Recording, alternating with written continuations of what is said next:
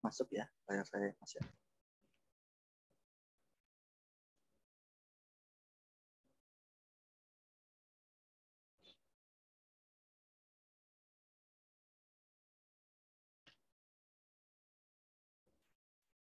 Iya.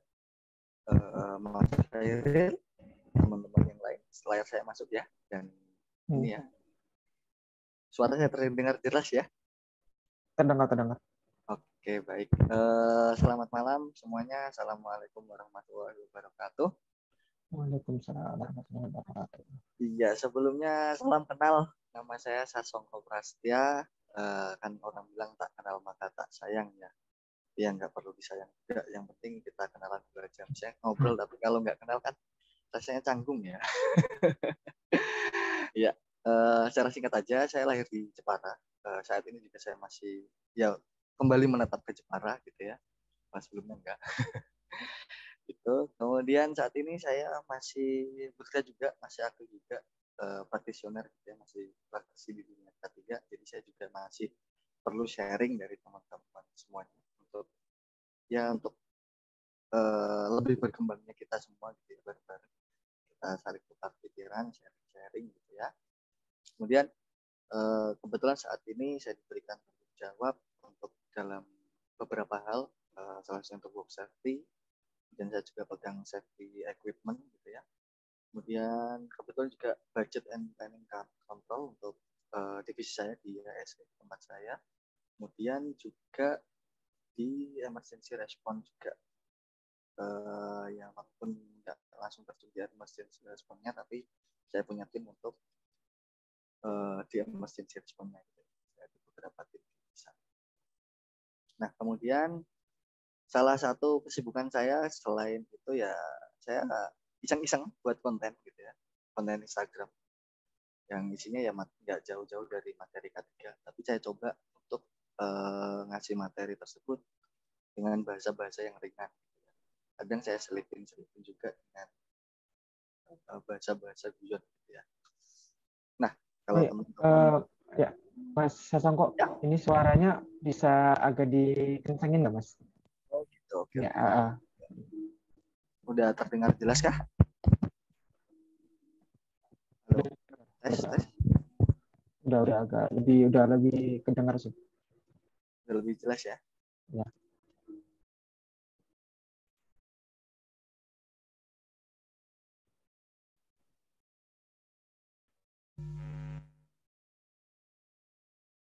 Halo, masuk ya Mas ya?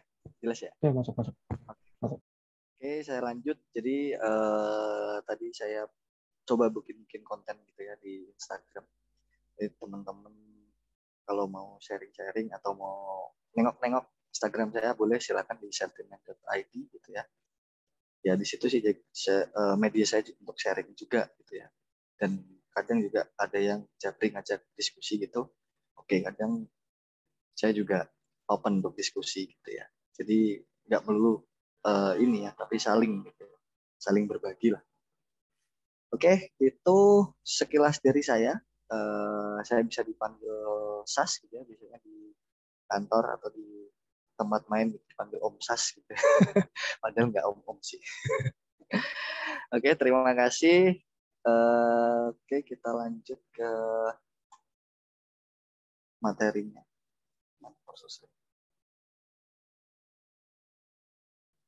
Oke, pada malam hari ini nanti kita akan coba bahas, kita diskusi sharing-sharing tentang teknik penyusunan job safety analysis atau JSA yang efektif di tempat kerja. Yang sebagaimana kita tahu bahwasanya JSA ini sering banget nih diminta pas kita melakukan pekerjaan. Pasti diminta bikin. Nah, sebelumnya ya kita mesti tahu dulu JSA apa. Nah, apa sih JSA itu?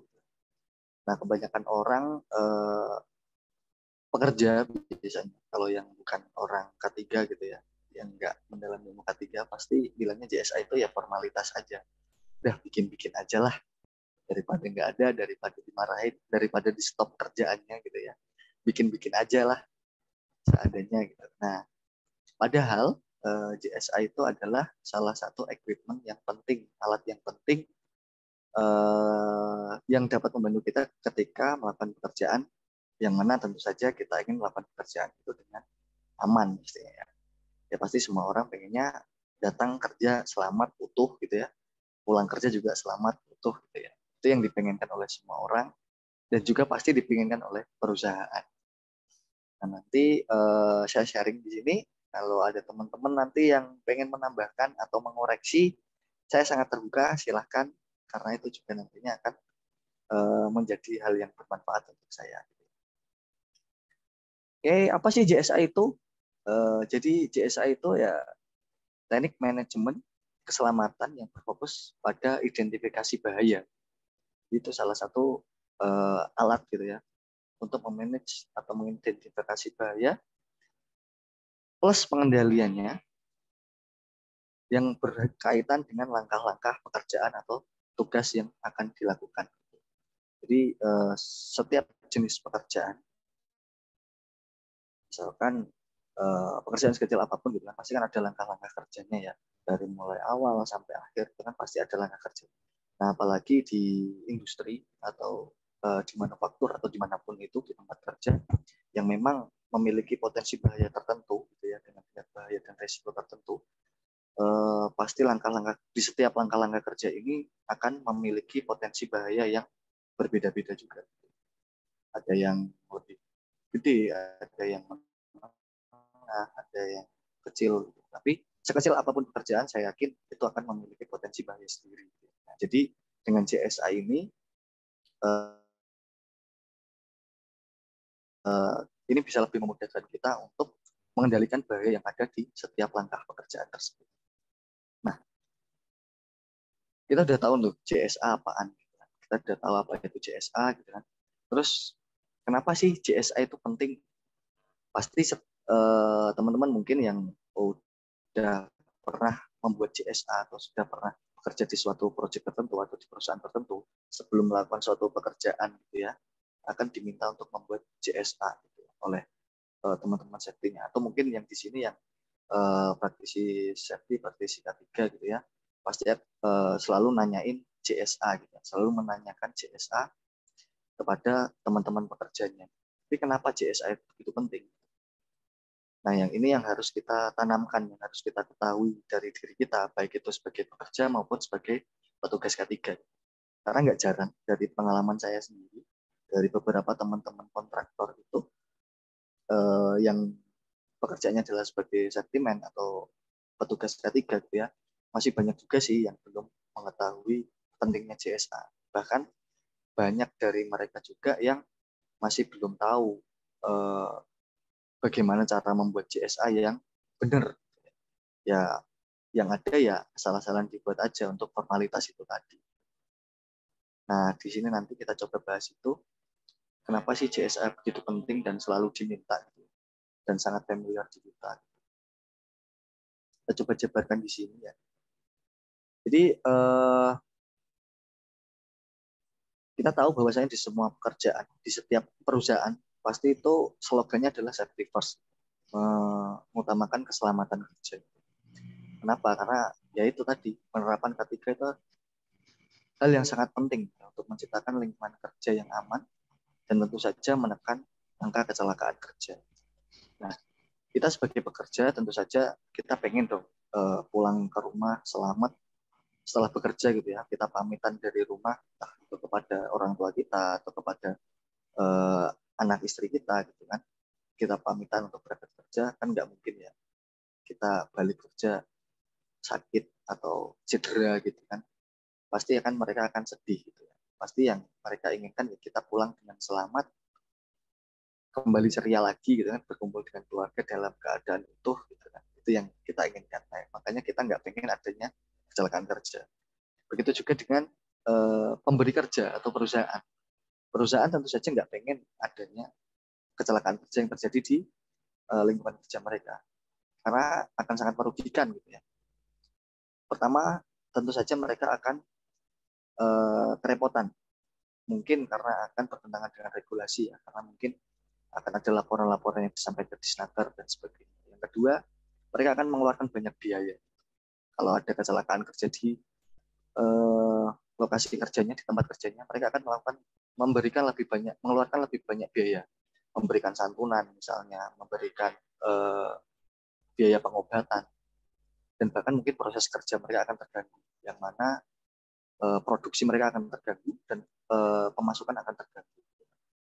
Ya tentu saja ketika ada kecelakaan kerja, salah satu personelnya tidak bisa masuk kerja gitu ya, harus berhenti, pasti akan ada pekerjaan yang terganggu. Jadi sistem produksi itu akan goyah. Gitu. Kemudian selain itu, kalau banyak kecelakaan kerja yang terjadi, tentu saja reputasi perusahaan itu akan turun. Yang pasti setiap perusahaan pasti pengen reputasinya baik. Nah itulah di situ salah satu pentingnya JSA. JSA ini alat yang membantu memanage kita untuk menciptakan lingkungan kerja yang aman, sehingga nilai kecelakaan kerja ini akan bisa ditekan atau dikurangi.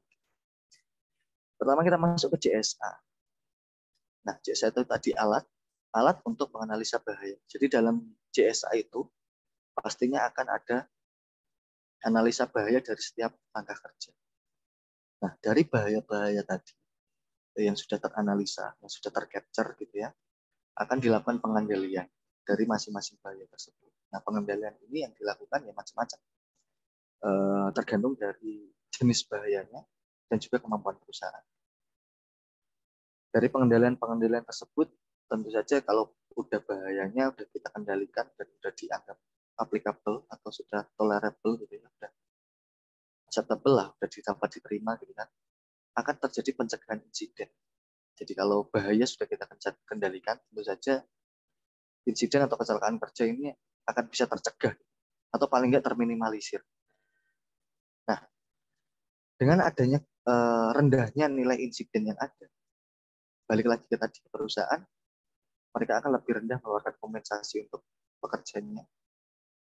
Produktivitas dari perusahaan itu akan meningkat karena memang tidak ada kecelakaan kerja yang terjadi, tidak ada personel yang terganggu gitu ya. Kemudian selain itu, dari sisi personel juga dan dari sisi perusahaan juga, pekerja ini akan paham SOP. Nah, kenapa paham SOP? Karena dari JSA itu kan dijabarkan langkah-langkah kerja. Dari langkah-langkah kerja itu pekerja akan tahu prosedurnya itu kayak gimana sih yang benar. Misalnya kayak katakanlah kita mau pasang lampu. Mau pasang lampu kan ada langkah kerjanya. Pertama mungkin lampunya disiapkan. Kedua mungkin stop kontaknya dimatikan dulu nih agar nggak ada sumber listrik yang masuk ke stop kontaknya. Kemudian yang ketiga lampunya baru dipasang. Nah itu ada urutannya kayak gitu. Ada SOP-nya, ada prosedurnya seperti itu. Ada prosedur di mana listrik itu harus diisolasi agar tidak sampai ke stop kontak. Tapi bayangkan ketika pekerja itu nggak paham bahwa listrik itu harus dimatikan terlebih dahulu, mereka asal pasang. Kemudian secara tidak sengaja gitu ya, tangan mereka menyentuh, kemudian terjadi sengatan listrik. Nah itu akan menimbulkan suatu kecelakaan kerja. Nah dari itu ternyata dari JSA ini ya akan timbul langkah-langkah kerja yang berhubungan dengan SOP. Padahal terkadang rencana kerja suatu tim gitu ya untuk melakukan pekerjaan itu tidak tertulis secara jelas. Rencana kerjanya kayak gimana? Yang penting lampunya terpasang aja. Pada briefing biasanya kan hanya briefing ke timnya, nanti kita mau pasang lampu ini di sana atau pekerjaan lain misalnya, katakanlah pekerjaan yang lebih besar, mungkin open manhole atau inspeksi di dalam vessel, kita mau inspeksi di sana. Nah, kalau tim ini yang dibentuk oleh satu supervisor ini tidak paham langkah kerjanya, tidak paham SOP-nya, mungkin akan terjadi langkah kerja yang terlewati atau katakanlah shortcut gitu ya. Jadi akan ada suatu timbul bahaya baru di sana. Karena langkah kerja itu nggak dilakukan secara runtut dan sesuai. Jadi JSA ini juga membantu kita untuk memahami SOP yang ada. Kemudian bagaimana cara kita menyusun JSA yang baik. Nah, untuk dapat menyusun JSA yang baik, kita harus tahu yang ada di dalam JSA itu apa. unsur-unsur penting penyusun JSA itu apa? Nyawanya JSA itu apa? Nyawanya JSA itu yang saya tuliskan di sini ada 4. Yang pertama, penentuan jenis pekerjaan. Jadi kita harus tahu dulu nih, apa pekerjaan yang akan dilakukan. Kalau kita nggak tahu pekerjaan yang akan dilakukan, ya nggak mungkin kita bisa menyusun JSA. Gitu kan. Yang ada JSA-nya adalah JSA karangan indah atau JSA copy paste gitu ya. Nah, kemudian setelah kita tahu jenis pekerjaannya, atau kita sudah tahu apa yang akan kita lakukan, apa yang akan kita kerjakan gitu ya. Kemudian kita tentukan langkah-langkah pekerjaan secara spesifik. Jadi kalau kita udah tahu pekerjaannya apa, kita tuliskan di JSA itu langkah-langkah pekerjaan secara spesifik. Pertama apa, kedua apa, ketiga apa, keempat apa, sampai pekerjaan itu selesai. Kemudian penyusun JSA lain yang terpenting adalah bahaya yang terdapat pada setiap langkah pekerjaan. Kalau kita sudah selesai menyusun semua langkah-langkah kerjanya secara urut, artinya sesuai SOP tadi langkah kerjanya apa, kita lihat, kita identifikasi bahaya-bahaya bukan dari segelundung pekerjaannya, tapi dari masing-masing langkah pekerjaan. Bahayanya apa? Misalkan dari open manhole tadi yang inspeksi di dalam vessel seperti itu. Salah satu langkah kerjanya adalah pembukaan manhole. Dalam pembukaan manhole ini kita identifikasi dulu nih bahayanya. Manhole ini isinya apa? Kondisinya panas atau enggak? Yang ada di dalam vessel ini apa? Jadi pada saat membuka itu bahayanya apa? Apakah kita akan terpapar suhu panasnya, atau ada tekanan positif atau tekanan dari dalam keluar yang bisa mengenai kita, atau mungkin ada bahaya gas-gas yang beracun yang akan keluar ketika udah kita buka. Nah itu dari satu langkah kerja aja udah kita lihat ada beberapa bahaya yang kita ketahui. Gitu ya. Jadi setelah ada langkah-langkah pekerjaan, kita tuliskan bahaya-bahaya dari setiap langkah pekerjaan. Dari setiap langkah pekerjaan. Kemudian setelah itu kita lakukan pengendalian dari masing-masing langkah pekerjaan tersebut. Dari masing-masing bahaya pada setiap langkah pekerjaan tersebut. Nah, pengendalian ini sebisa mungkin adalah untuk menghilangkan bahaya. Tapi kalau memang tidak memungkinkan untuk menghilangkan bahaya tersebut, paling tidak bahaya tersebut harus dikurangi.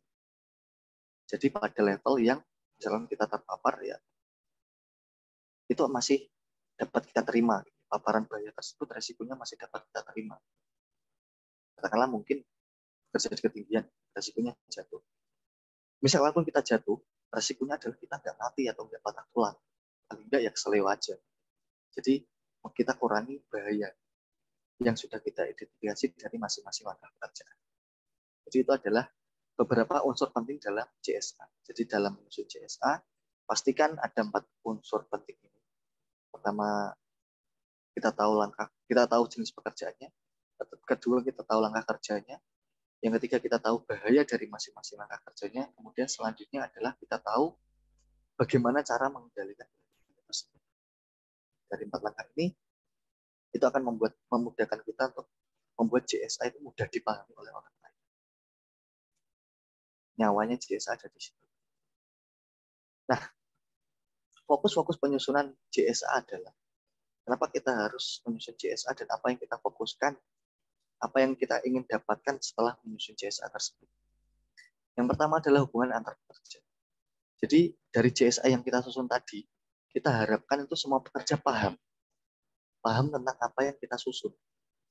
Dan antar pekerja ini dalam satu tim pasti akan mempunyai tugas-tugas yang berbeda ya. Dalam satu tim akan dari tiap personel akan memiliki tugas yang berbeda. Nah, kita harapkan dari masing-masing personel dengan tugas yang berbeda ini paham role play mereka ya, paham aturan main mereka masing-masing dari langkah kerja tadi.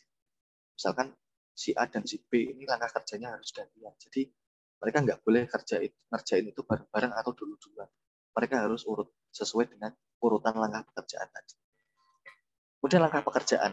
Langkah pekerjaan ini tadi yang hubungannya adalah ke yang pertama tadi, agar dilakukan secara runtut. Jadi tidak tumpang tindih gitu ya. Dilakukan secara urut sesuai dengan prosedur yang ada. Kemudian peralatan yang digunakan untuk bekerja. Dari langkah-langkah kerja tadi, selain dari langkah kerja, dalam setiap langkah kerja, dimungkinkan akan ada peralatan yang digunakan. Jadi kita juga harus memperhatikan peralatan-peralatan tersebut ketika kita gunakan untuk bekerja. Dalam penyusunan CSA, kita harus memperhatikan peralatan tersebut apakah akan menimbulkan bahaya baru, akan memiliki potensi bahaya, atau tidak. Jadi kemungkinan besar bahaya itu juga bisa lahir dari peralatan-peralatan yang kita gunakan. Kemudian selanjutnya adalah lingkungan kerja. Nah, fokus dari penyusunan JSA ini juga kita perhatikan dari lingkungan kerja kita. Kita bekerja di area mana? Apakah kita bekerja di ketinggian? Apakah kita bekerja di ruangan atau di tempat kerja dengan suhu yang panas atau dingin? Tingkat pencahayaan yang gelap atau terang? Pada kita melakukan pekerjaan pada siang hari atau malam hari, itu juga perlu kita perhatikan. Karena dari masing-masing lingkungan kerja itu akan menyumbangkan bahayanya masing-masing. Ya jelas dong, kita kerja di siang hari dan di malam hari itu akan memberikan efek atau bahaya yang berbeda gitu ya. Mungkin tingkat kelelahan seseorang atau tingkat fokus seseorang di siang hari dan di malam hari itu akan berbeda. Kemudian pressure lingkungan juga akan berbeda. Terik matahari dan di malam hari tidak terik, tapi akan timbul rasa kantuk dan sebagainya. Itu akan mempengaruhi proses kerja kita dan juga bahaya-bahaya yang muncul. Kemudian dalam menyusun CSS juga kita harus memperhatikan potensi tingkat keparahan bila terjadi kecelakaan. Jadi dari pengendalian tadi ya kita harus tahu potensi tingkat keparahan itu seberapa. Misalkan memang resikonya itu adalah fatality. Jadi ketika kita menemukan bahaya yang resikonya itu fatality atau sampai ke tahap kematian, sampai meninggal, misalkan seperti penyelaman, ada pekerjaan penyelaman, itu bukan pekerjaan yang kecil gitu kan, potensi bahayanya besar ketika melakukan penyelaman karena tidak dapat dilakukan oleh sembarangan orang dan lokasi kerjanya juga tidak bisa dijangkau oleh semua orang. Nah dari situ kita harus tahu potensi bahaya-bahaya yang ada apa. Arus penyelaman di perairan itu seberapa kencang, apakah ada hewan-hewan buas di sana. Jadi kita harus perhatikan potensi-potensi bahaya itu untuk menyusun pengendalian-pengendalian yang ada. Misalkan seperti nanti kalau ada emergensi kayak gimana, kalau misalkan si penyelam ini terjadi kecelakaan kerja, cara kita menyelamatkan gimana, prosedur komunikasi kita dengan dia bagaimana, dan sebagainya. Itu harus selalu diperhatikan. Sampai sini suara saya masih terdengar jelas ya, Mas Khairil? Teman-teman yang lain? Masih jelas ya? Masih, Kak. Oke, terima kasih. Jelas, Mas, jelas. Oke. Jelas, Mas. Mantap, mantap. Nah, sekalian nih, saya sekalian Jelas, jelas. sekalian saya ngecek biar kayak nggak ngomong sendiri gitu ya. Sekalian berinteraksi. Mantap, mantap. Mantap, mantap. Oke, lanjut kita ke penyusunan JSA. Jadi kita udah tahu nih nyawa JSA itu ada di mana. Dan fokus-fokus apa saja yang kita perhatikan ketika menyusun JSA. Kemudian kita mulai ke penyusunan JSA. Kita bedah satu-satu nyawa dari 4 penyusun JSA tadi. Bagaimana biar bisa jadi efektif. Yang pertama kita ke penentuan pekerjaan. Nah, idealnya semua pekerjaan itu dilakukan dengan JSA. Semua pekerjaan ada JSA-nya, idealnya. Tapi dalam beberapa kasus gitu ya, akan ditemukan kendala. Misalnya dalam waktu yang terbatas, atau revisi-revisi JSA dalam penentuan aspek-aspek kerja. Misalkan ada pekerjaan yang sama nih, tapi di siang dan di malam hari itu kan akan ada revisi beberapa langkah kerja atau beberapa kondisi kerja. Nah, jadi ada kemungkinan JSA itu akan di copy paste, akan dilakukan pekerjaan yang sama. Itu tidak masalah. Hanya saja nantinya perlu dikomunikasikan kepada pemberi kerja dan juga ke tim yang ada. Dan kita sebagai penyusun CSA juga harus tahu kondisi-kondisi tersebut. Nah, kemudian dalam menentukan pekerjaan, dalam menentukan CSA tentu saja faktor-faktor yang dapat kita pertimbangkan adalah bagaimana kita menentukan pekerjaan mana yang harus kita buat CSA-nya. Yang pertama adalah keseringan dan keparahan insiden. Misalkan kita pernah punya pengalaman atau apa, gitu. Misalkan kita analisa, misalkan suatu pekerjaan gitu kan, kita tahu itu sering terjadi kecelakaan, atau mungkin jarang terjadi kecelakaan, tapi ketika sekali terjadi kecelakaan, tingkat keparahannya itu besar. Katakanlah resikonya orangnya cacat, atau orangnya meninggal dunia, atau mungkin jika terjadi kecelakaan, aset itu akan hilang, misalkan adanya kebakaran, timbul ledakan, dan sebagainya.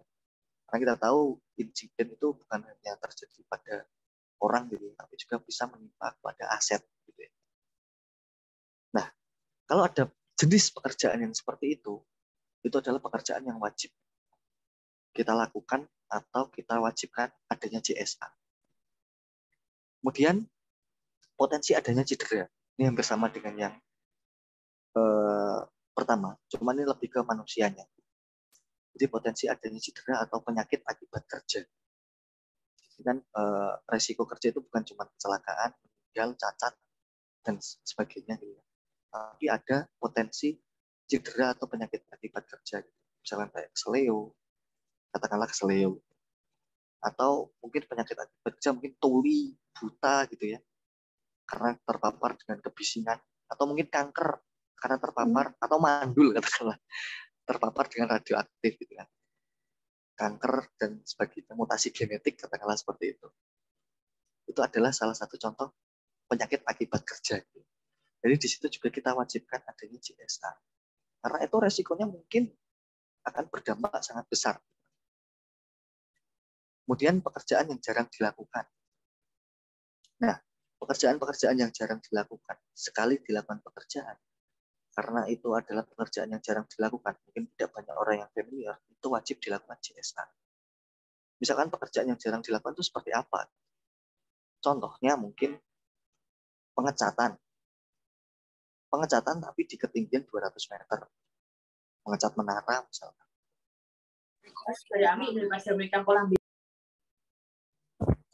Ya, oh, pencet. Ya, misalkan kayak pengecatan, tapi pengecatannya di ketinggian 200 meter. Nah, itu kan pekerjaan yang jarang dilakukan ya. Mungkin bisa 5 tahun sekali atau 7 tahun sekali. Itu pekerjaan yang jarang dilakukan, tapi memiliki potensi bahaya yang tinggi. Nah, itu pekerjaan tersebut wajib dilakukan atau wajib dibuat CSA. Kemudian pekerjaan yang belum pernah dilakukan. Nah, ini beda ya, pekerjaan yang belum pernah dilakukan dengan pekerjaan yang jarang dilakukan. Jarang itu pernah dilakukan, tapi mungkin dilakukannya tadi 5 tahun sekali, 7 tahun sekali, 3 tahun sekali. Tapi yang belum pernah dilakukan adalah yang benar-benar belum pernah dilakukan. Misalnya contohnya apa? Misalkan di suatu industri gitu ya, ada trafo yang sudah terpasang lama dari awal pemasangan sampai sekarang, sudah 5 tahun beroperasi, dan itu belum pernah diganti. Kemudian akan dilakukan penggantian trafo tersebut. Nah, itu kan pekerjaan yang belum pernah dilakukan. Pekerjaan yang belum pernah dilakukan seperti ini wajib dilakukan atau diberikan adanya CSA. Kemudian pekerjaan yang diubah SOP-nya atau standar atau prosedurnya. Gitu. Ini mungkin dilakukan. Pekerjaan itu diubah SOP-nya tergantung dari kondisinya. Mungkin spek dari alat yang dilakukan pekerjaan tersebut berubah. Misalkan ada trafo gitu kan ya. Awalnya dia sekian volt gitu kan. Diubah speknya menjadi 3 kali lipatnya. Kalau dari 1000 volt diubah menjadi 3000 volt gitu kan.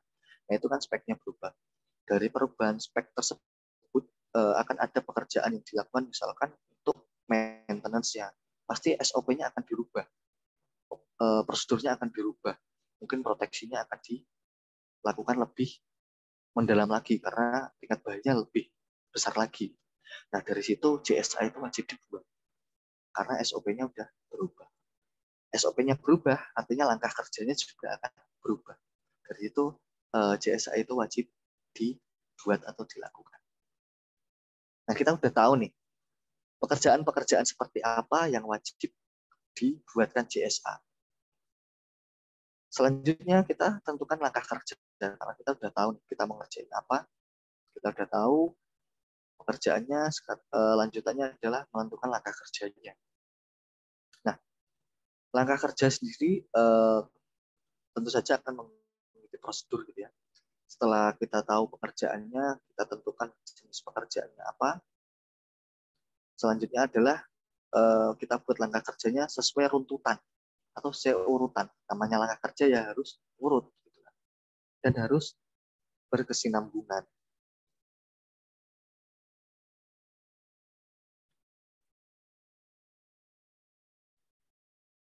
Nah, kemudian untuk menulis JSA yang berkesinambungan ini, bagaimana caranya agar efektif?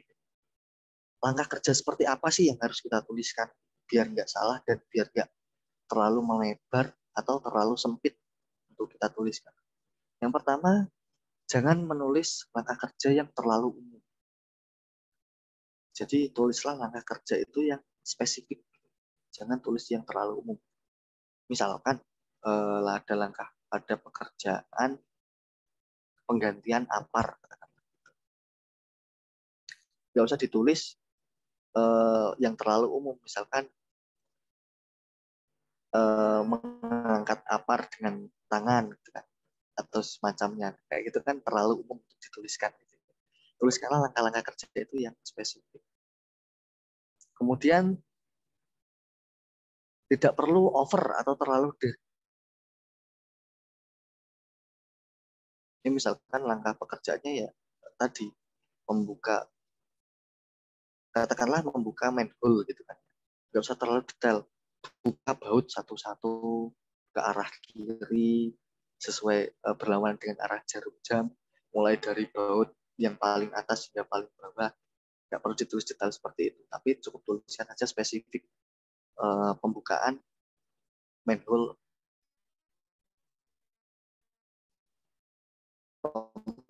atau pembukaan baut dari manhole. Misalkan menghilangkan langkah spesifik dari masing-masing pekerjaan. Kalau langkah-langkah spesifik ini kita hilangkan, mungkin akan ada bahaya-bahaya baru yang tidak teridentifikasi. Dan mungkin malah akan menimbulkan bahaya-bahaya baru. Jadi setiap langkah kerja itu yang spesifik, ya harus kita tuliskan, jangan dihilangkan. Kemudian, kenapa kita nggak boleh terlalu detail? Kalau kita terlalu detail membuat langkah kerja, itu akan membuat terlalu banyak langkah pekerjaan. Nah, bagaimana tolak ukur kita agar tidak terlalu banyak? Biasanya, ini biasanya ya, bukan patokan secara harus gitu ya, tapi biasanya mayoritas gitu ya, langkah-langkah dalam suatu pekerjaan itu bisa dituliskan maksimal dalam 10 langkah kerja. Gitu ya, maksimal 10 langkah kerja. Jadi nggak harus selalu 10 atau nggak boleh lebih dari 10, bisa saja lebih dari 10, tapi 10 langkah kerja itu sudah cukup mewakili. Sudah, saya rasa setiap pekerjaan dari tulis 10 langkah kerjanya itu akan sudah mencakup semua prosedurnya. Ini mayoritas. Kemudian apa sih yang harus kita selalu kita ingat dan perhatikan? Yang pertama, selalu upayakan untuk membuat langkah kerja itu dalam urutan yang benar. Jangan terbolak-balik. Karena kalau dibolak-balik ya jadinya bukan langkah kerja, gitu. Bukan urut. Gitu. Karena yang namanya langkah itu ya harus urut. Gitu. Kalau langkah kerja kita rancung, itu akan membuat potensi bahaya yang ada itu akan gagal teridentifikasi. Kalau gagal teridentifikasi, kita nggak tahu nih resiko yang akan kita terima dari bangun tersebut. Atau bahkan malah akan menimbulkan potensi bahaya baru. Jadi harus kita lakukan secara urut. Misalkan dari pekerjaan inspeksi manhole tadi. Pertama mungkin setelah pembukaan manhole, kedua dilakukan gas test, ketiga baru inspeksi ke dalam.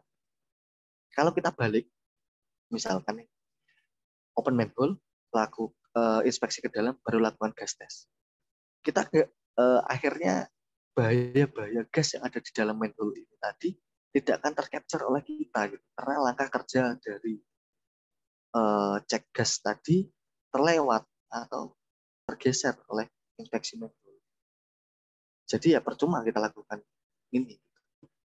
Jadi JSA itu langkah kerjanya harus dilakukan secara full. Nah, kita sudah tahu tadi langkah-langkah pekerjaan.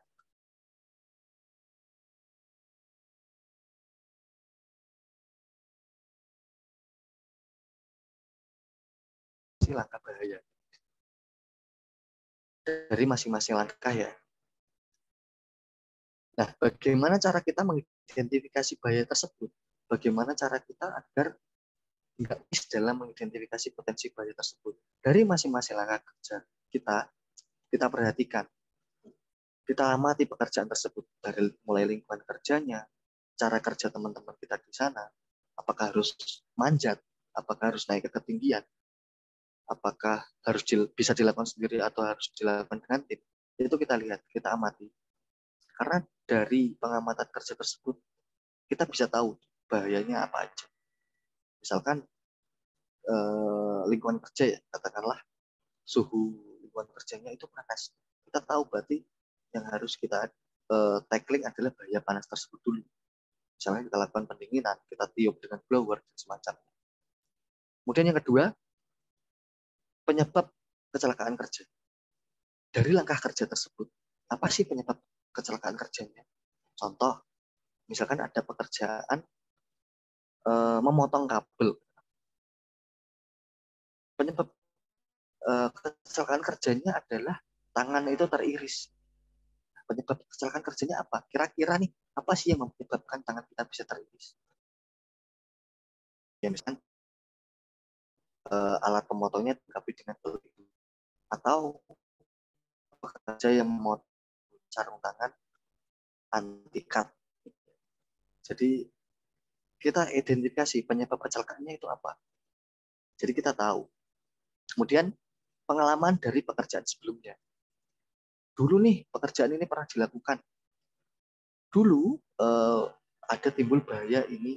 Ada orang terjatuh, ada orang kepleset, ada orang yang tangannya kepotong, kayak gitu. Itu kita identifikasi.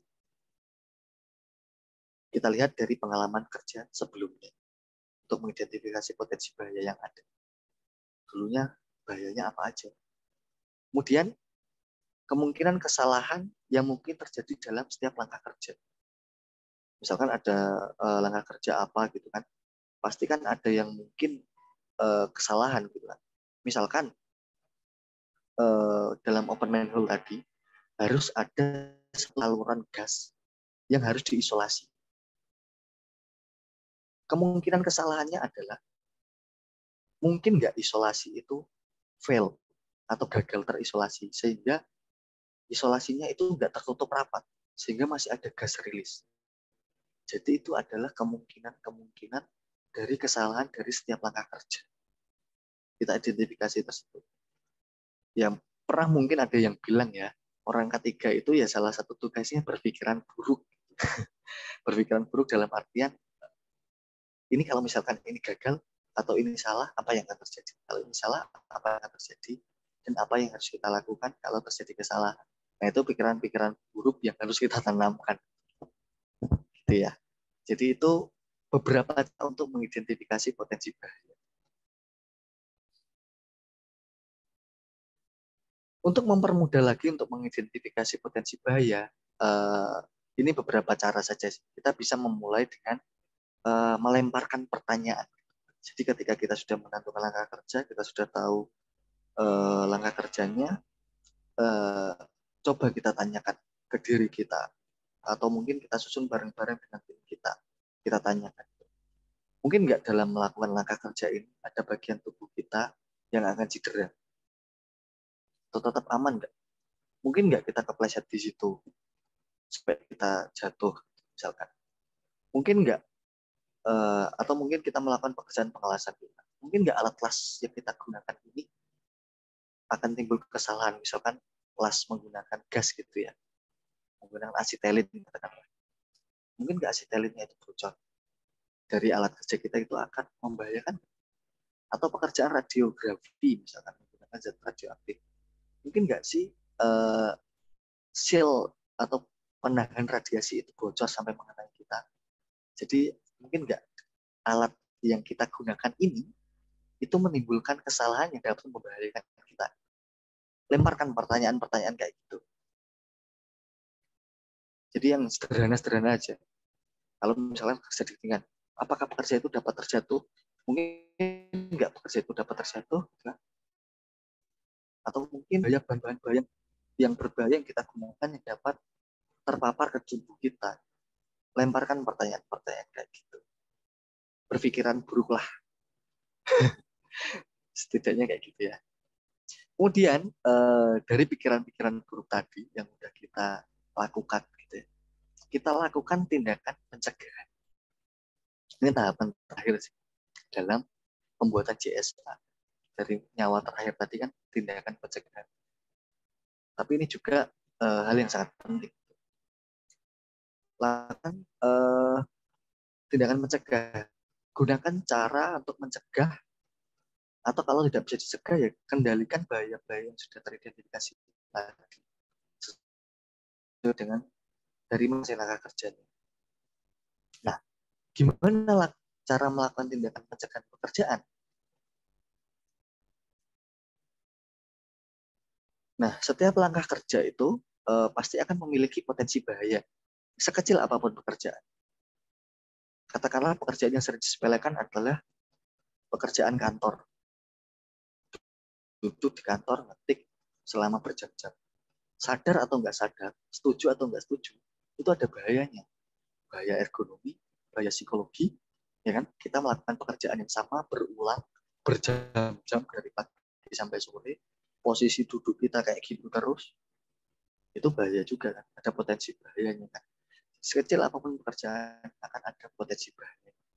Kemudian setiap potensi bahaya yang muncul tadi harus dilakukan pengendalian. Dengan cara apa? Ya dengan metode yang paling efektif. Tentu saja. Kalau bisa dihilangkan, ya dihilangkan. Kalau nggak bisa dihilangkan, yang seperti saya katakan tadi, gunakan metode yang paling efektif ke yang paling nggak efektif. Jadi di itu saya gambarkan dengan jarum yang menurun dari efektif sampai yang nggak efektif. Jadi jangan shortcut juga. Jadi menentukan pekerjaan itu ya dari yang paling efektif ke yang paling nggak efektif. Kalau yang paling efektif bisa kita lakukan, ya yang lain-lain mungkin hanya sebagai tambahan atau tidak perlu kita lakukan. Terus bagaimana sih cara kita melihat pengendalian itu efektif atau nggak efektif? Saya yakin hampir semua orang, hampir semua teman-teman di sini ngerti ya hierarki pengendalian. Nah, begitu juga pengendalian bahaya tadi, kita gunakan hierarki pengendalian. Ada eliminasi, substitusi, perancangan, atau rekayasa engineering, administrasi, dan terakhir adalah APD atau alat pelindung diri. Kita lihat tanda panah di sini gitu. Tingkat kehandalannya adalah yang paling atas. Tingkat proteksinya juga yang paling atas. Paling atas apa? Eliminasi. Ya kita hilangkan bahayanya. Misalkan tadi dalam pekerjaan inspeksi manhole, orang harus masuk ke dalam untuk melihat kondisi di dalam vessel tersebut. Kalau bisa kita eliminasi, kita eliminasi. Maksudnya eliminasi gimana? Ya orangnya nggak usah masuk ke dalam. Bukan berarti pekerjaan itu nggak dilakukan ya. Wah, nggak usah dilakukan. Nggak kayak gitu ya. Tapi eliminasi. Orangnya nggak usah masuk ke dalam. Misalkan kita ganti pakai kamera yang masuk ke dalam, pakai borescope katakanlah. Atau mungkin ada teknologi lebih canggih pakai robot yang masuk ke dalam, pakai tinggal kita remote dari luar. Kita eliminasi bahaya tersebut. Udah eliminasi sih nggak mungkin. Ya kita substitusi, kita ganti bahaya. Substitusi nggak mungkin kita lakukan rekayasa engineering. Rekayasa engineering nggak mungkin. Ya kita lakukan administrasi kontrol. Baru terakhir APD. Nah, kesalahan yang paling sering ini dalam praktek saya sehari-hari. Kesalahan yang paling sering saya temui dalam pembuatan JSA dari teman-teman. Saya punya beberapa kontraktor, ya, ada yang submit JSA ketika akan melakukan pekerjaan. Yang paling sering saya lihat adalah dalam penulisan pengendalian kerja, pasti langsung ditulis gunakan APD, gunakan sarung tangan, atau gunakan body harness. Nah, itu adalah pengendalian yang salah. Kenapa salah? Karena fungsi dari pengendalian di sini adalah menghilangkan bahaya atau mengurangi atau mencegah terjadinya bahaya. Makanya diminta dari yang paling efektif ke yang paling rendah. Jadi jangan melulu gunakan APD. Kalau bisa eliminasi, ya eliminasi. Kalau bisa substitusi, ya substitusi. Kalau bisa engineering control. Jangan selalu menggunakan APD. Penggunaan APD tetap dilakukan, tapi jangan satu-satunya gitu. Karena kenapa? Karena yang kita tahu, saya yakin semua teman-teman juga paham gitu. APD ini adalah alat pelindung diri. Ini adalah proteksi terakhir kita. Yang mana ini tidak akan bisa menghilangkan bahaya. APD tidak pernah bisa menghilangkan bahaya. Fungsi APD adalah untuk memperkecil dampak. Katakanlah sepatu. Kita pakai sepatu safety. Kita kejatuhan kunci Inggris misalkan di ujung sepatu kita. Kalau kita nggak pakai sepatu safety, mungkin jempol kaki kita tulangnya akan retak, katakan. Tapi dengan kita pakai sepatu safety, ya kita tetap kejatuhan kunci Inggris kan. Kita nggak bisa mencegah kunci Inggris itu jatuh kan. Tetap jatuh, menimpa kaki, tapi mungkin ya kaki kita hanya memar sedikit, katakanlah seperti itu. Jadi hanya memperkecil dampak, tidak bisa menghilangkan bahaya. Tetap kuncinya tetap jatuh. Itu kesalahan yang umum saya temui dalam pembuatan JSA. Selalu mengutamakan APD. Nah, dari tahapan-tahapan 5 ini tadi, saya yakin ini akan menemui konflik di masing-masing perusahaan atau di masing-masing tahapan pekerjaan gitu ya. Jadi makanya pengendalian itu harus kita cocokkan dengan namanya alarm gitu ya, atau as low as rational be practicable gitu ya. Jadi yang harus paling sesuai lah dengan apa resource kita atau sumber daya kita yang ada di lapangan. Bisa kita kerjakan di sana dengan dampak yang paling minim yang bisa kita terima. Jadi pengendalian yang kita lakukan itu harus kita pertimbangkan sampai sejauh mana resiko bahaya yang akan kita turunkan sampai dinilai kita terima gitu ya. Dengan berbagai cara penanggulangan yang mungkin untuk dilakukan. Ya kalau nggak mungkin dilakukan ya jangan digunakan. Misalkan eliminasi tadi. Kalau memang mungkin kita nggak punya kamera tadi untuk masuk ke dalam vessel katakanlah, ya berarti eliminasi itu nggak bisa dilakukan. Berarti kita harus gunakan cara pengendalian yang lain yang sesuai gitu dengan apa yang dapat kita terapkan. Bagaimana cara kita menyesuaikan? Kita pertimbangkan di situ. Besaran resiko tadi, kemudian waktu yang diperlukan untuk menyiapkan pengendalian tadi. Misalkan ada pekerjaan penggantian lampu kantor gitu. Kita mau pasang scaffolding nih, pengendaliannya biar gak jatuh, cara pemasangan lampunya kita pasang scaffolding. Tapi yang waktu diperlukan dengan pekerjaan yang kita lakukan kan nggak match ya. Mungkin ganti lampunya cuma 5 menit atau 10 menit, tapi pasang scaffoldingnya bisa 4 jam. Kan nggak match usaha yang kita lakukan untuk pengendalian dengan pekerjaan tersebut dan potensi bahayanya. Mungkin bisa kita lakukan hanya dengan menggunakan tangga atau bisa menggunakan man lift dengan cara-cara yang lebih ringkas dan lebih murah. Jadi waktu yang diperlukan kita pertimbangkan, usaha yang diperlukan juga harus kita pertimbangkan, dan juga biaya yang diperlukan juga harus kita pertimbangkan dalam melakukan pengendalian tadi. Jadi sumber daya yang kita punya ini kita pertimbangkan. Jadi jangan kita mengusulkan pengendalian bahaya ini harus kayak gini Pak, tapi akhirnya manajemen perusahaan kita nggak bisa menerima karena tadi waktunya kelamaan, terlalu banyak usaha, dan tentu saja biayanya terlalu besar. Jadi nggak match, itu harus kita sesuaikan. Kemudian kita sudah selesai melakukan pengendalian bahaya, sudah melakukan sudah kita tulis resikonya, bahayanya, langkah kerja bahaya, kemudian pengendaliannya sudah kita buat, sudah sesuai, sudah beres nih, kita membuat JSA. Kita sudah tahu cara-caranya tadi ya, kesalahan-kesalahannya apa juga kita sudah tahu ya. Kemudian apa yang perlu kita lakukan setelah JSA itu selesai?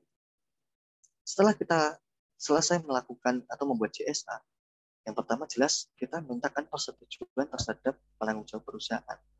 Karena apa? Kaitannya adalah ketika kita melakukan pekerjaan, ya tanggung jawab kita sebagai pekerja, perusahaan juga punya tanggung jawab terhadap kita sebagai pekerja yang melakukan pekerjaan tersebut. Keduanya adalah pengendalian tadi yang kita lakukan sesuai enggak dengan sumber daya yang dipunya oleh perusahaan. Bisa disediakan atau enggak. Kemudian setelah approve gitu ya, atau setelah disetujui, kemudian kita komunikasikan JSA yang sudah kita buat tadi. Kenapa harus kita komunikasikan? Karena setiap orang dalam tim kerja kita yang berkaitan gitu ya, atau yang punya tanggung jawab masing-masing di pekerjaannya itu harus tahu potensi bahaya dari masing-masing langkah kerja mereka itu apa. Orang kita minta kerja, ya orang itu harus kita kasih tahu potensi bahaya yang akan mereka hadapi ketika melakukan pekerjaan itu apa. Harus kita komunikasikan. Jadi JSA itu harus disosialisasikan. Kemudian kita juga harus sosialisasikan juga cara pengendalian bahaya tersebut. Pengendalian yang benar agar mereka tidak terpapar bahaya tersebut seperti apa. Misalkan tadi pemotongan kabel secara manual tadi ya. Kita kasih tahu ke orang itu, kalau mau motong kabel ini, bahayanya adalah tangan kamu bisa terpotong. Jadi biar tangan kamu nggak kepotong, nggak kegores, cara pengendaliannya adalah alat potongmu itu kamu kasih cover. Terus kamu pakai APD yang benar, pakai sarung tangan yang benar. Misalkan kayak gitu. Jadi kita harus tahu, kasih tahu cara pengendalian. Termasuk juga resiko dan sebelum dan sesudah pengendalian. Yang seperti saya jelaskan tadi, kita harus, karena setiap pekerja kita tahu ya, sumber daya orang itu akan berbeda-beda. Ada orang yang cuma dikasih gambar atau kita kasih tulisan JSA, kita suruh baca sendiri itu, dia akan paham. Tapi ada juga tipe pekerja yang nggak akan paham kalau nggak kita jelaskan. Jadi dia hanya paham ketika dijelaskan secara bahasa-bahasa yang naratif. Bukan bahasa-bahasa instruktif gitu. Misalkan ditulis di JSA itu instruksinya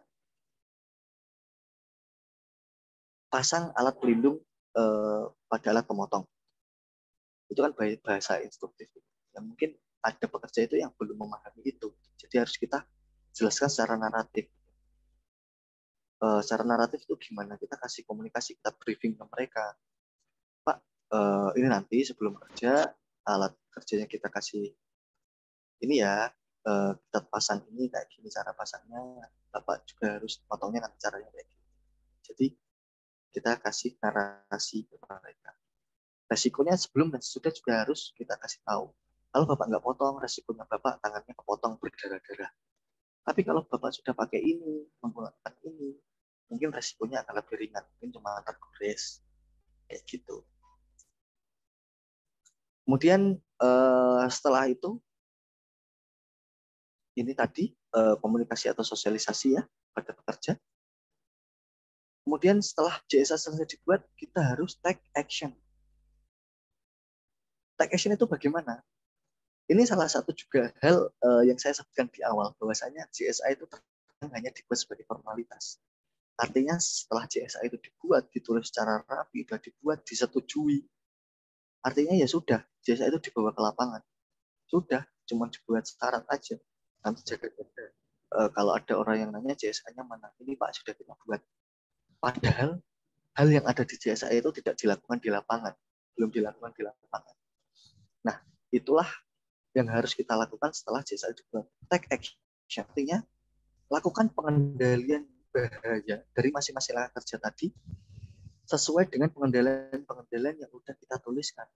Pengendalian bahaya yang tadi sudah kita tuliskan itu harus kita komit untuk kita lakukan di lapangan. Atau kalau kita tuliskan di JSA itu matikan listrik atau isolasi listrik tersebut, misalkan di suatu instalasi listrik, ya di lapangan harus dilakukan karena itu sudah disetujui oleh pemberi kerja kita. Jadi di lapangan memang harus dimatikan sesuai JSA tersebut. Nah itu juga salah satu hal yang umum dilakukan. Nah, makanya dari sekarang kita sebagai pekerja atau mungkin kita yang membuat JSA atau mungkin kita yang melakukan pengecekan terhadap JSA gitu ya, dari teman-teman semuanya nanti saya harapkan yaitu tadi yuk kita komitmen bahwa JSA itu dibuat, yaitu yang harus kita lakukan di lapangan. Nah jadi itu tadi mengenai JSA ya. Jadi JSA itu adalah teknik yang sangat berguna. Ternyata dari penjabaran tadi kita tahu ya, bahwa JSA itu teknik yang sangat berguna untuk mengidentifikasi bahaya, sehingga nantinya akan dapat diambil tindakan untuk mengendalikan bahaya tersebut. Nah, kalau bahaya tersebut sudah selesai kita kendalikan, otomatis resiko-resiko insiden atau resiko-resiko kecelakaan kerja itu akan dapat kita tekan, kita minimalisir, dan tentu saja tujuan kita bersama untuk mencapai kesehatan dan keselamatan kerja, menciptakan lingkungan kerja yang aman, produktif, efisien, itu akan tercapai. Di salah satunya dengan JSA itu tadi. Begitu, kayaknya saya sudah ngomong, hampir 1 jam ya. Terima kasih. Saya rasa itu tadi yang dapat saya sampaikan mengenai JSA, bagaimana cara kita membuat JSA yang efektif dan dapat diterima dengan benar, gitu ya. Bukan JSA yang asal-asalan. Saya harapkan yang sedikit saya sampaikan tersebut dapat diterima dan bermanfaat. Silakan kalau teman-teman misalkan ada yang mau menambahkan atau mau bertanya, nanti saya bisa jawab semampu saya ya. Kalau misalkan yang saya sampaikan ada yang keliru, mau ditambahkan atau dikoreksi, silakan. Saya kembalikan ke Mas Moderator. Monggo Mas, silakan. Oke. Terima kasih Mas Rongko. Udah memberikan materinya sangat luar biasa. Soal ini. Ya, ini ada yang angkat tangan, Mas. Mas, apresiasi tangan. Ya, silakan. Baik, terima kasih Mas Sasongko. Nah, kita terkait judul lah dulu ya, JSA, Job Safety Analysis gitu ya. Iya. Nah, saya mau nanyakan, kalau kita bilang JSA ini kan lebih spesifiknya dikatakan identifikasi dan penanganan PAK, KAK gitu ya. Ya, hampir seperti itu. Oke. Nah, kenapa nggak dibuat analisa bahaya dan penanganannya gitu loh? Karena judulnya analisa gitu loh. Kenapa nggak dibuat job mitigasi gitu ya? Kan hampir identifikasi, analisa dan mitigasi gitu. Apakah di dalam analisa itu terdapat identifikasi gitu? Terus yang kedua, kan kita berbicara JSA dan biasanya di lapangan juga ada JHA gitu ya. Ya. Nah, kapan kita dan di mana kita membuat JSA dan JHA begitu? Oke. Terima kasih. Baik, terima kasih pertanyaannya Pak Aprison ya, Mas. Iya. Ya, terima kasih. Oke, saya coba jawab semampu saya. Mungkin nanti kalau ada teman-teman lain yang menambah atau mengoreksi atau sharing, silahkan ya ditambahkan ya. Karena kita di sini kita tukar pikiran, ya, kita sharing. Oke, yang pertama tadi pertanyaannya kenapa namanya job safety analysis bukan job apa ya, job identification analysis, job, iya Mas ya. Jobs job identifikasi analisis gitu. Oke, job identifikasi analisis. Oke, baik. Kita masuk ke situ. Job safety analysis. Jadi yang sebenarnya JSA ini job safety analysis ini hanyalah istilah yang memang digunakan banyak perusahaan, dan memang istilah ini ada guidance-nya juga sih, maksudnya bukan guidance yang ini ya, memang disepakati secara internasional memang seperti itu, job safety analysis. Karena apa yang kita analisa adalah di situ bahayanya job safety. Jadi job itu pekerjaan, safety itu keamanan ya, analisa keamanan kerja gitu. Jadi yang dianalisa di sini adalah bagaimana kita menganalisa suatu pekerjaan sehingga timbul suatu tujuan kita, yaitu keselamatan. Nah, jadi di analisa itu yang kita analisa ya dari tadi langkah kerjanya, bahayanya, dan potensi bahaya. Kenapa namanya nggak diubah? Misalkan di suatu perusahaan tadi ada nama lain yang digunakan, ya itu tidak masalah. Tetapi memang secara umum teknik untuk identifikasi bahaya dalam suatu pekerjaan gitu ya, itu adalah nama umumnya adalah job safety analysis. Jadi suatu analisa untuk mengidentifikasi bahaya sehingga tercipta dari keselamatan suatu pekerjaan gitu ya. Kemudian yang kedua tadi pertanyaannya job gimana tadi Pak? Oh, pertanyaannya Pak, gini, kan kalau kita kerja di lapangan itu akan ada identik JSA, JHA gitu ya. Nah, kapan kita membuat JSA itu, kapan kita membuat JHA itu, dan gimana posisinya? Oke, baik. Jadi JHA itu singkatannya job hazard analysis. Ini yang saya tahu, JSA dan JHA itu sama, hanya beda sebutan saja. Gitu ya. Nah, untuk kapan membuat JSA dan JHA tadi, rasanya sudah saya paparkan di materi tadi ya. Kita identifikasi jenis pekerjaannya tadi.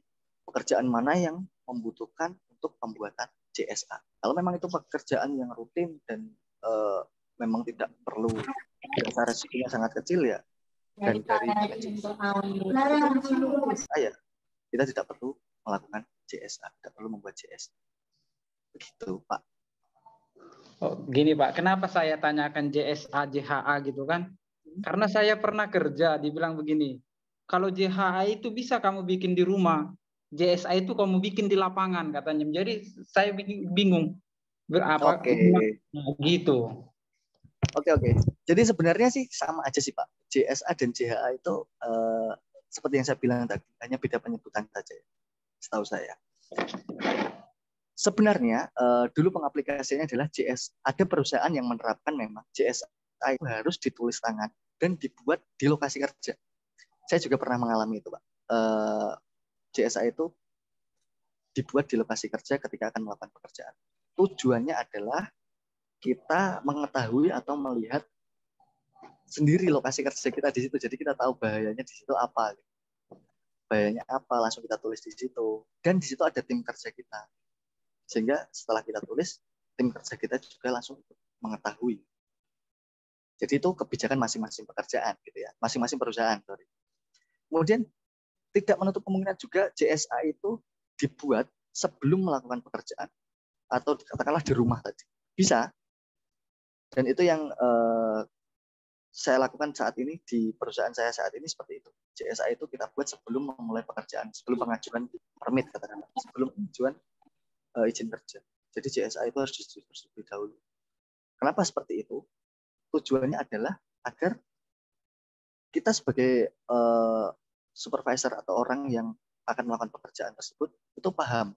Kita sudah tahu rancangan kerja kita seperti apa, bahayanya apa. Jadi pekerjaan tersebut adalah pekerjaan yang terencana. Kita tahu nanti kita mau ini, mau melakukan ini, melakukan ini, melakukan ini.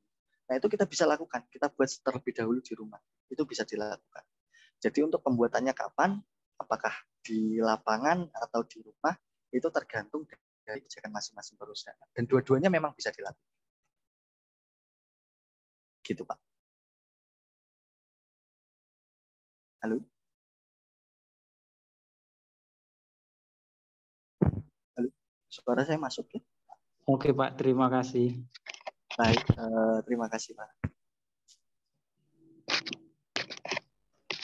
Nih Mas Songko, ada lagi pertanyaan yang resen nih dari Pak Kristianto. Enggak.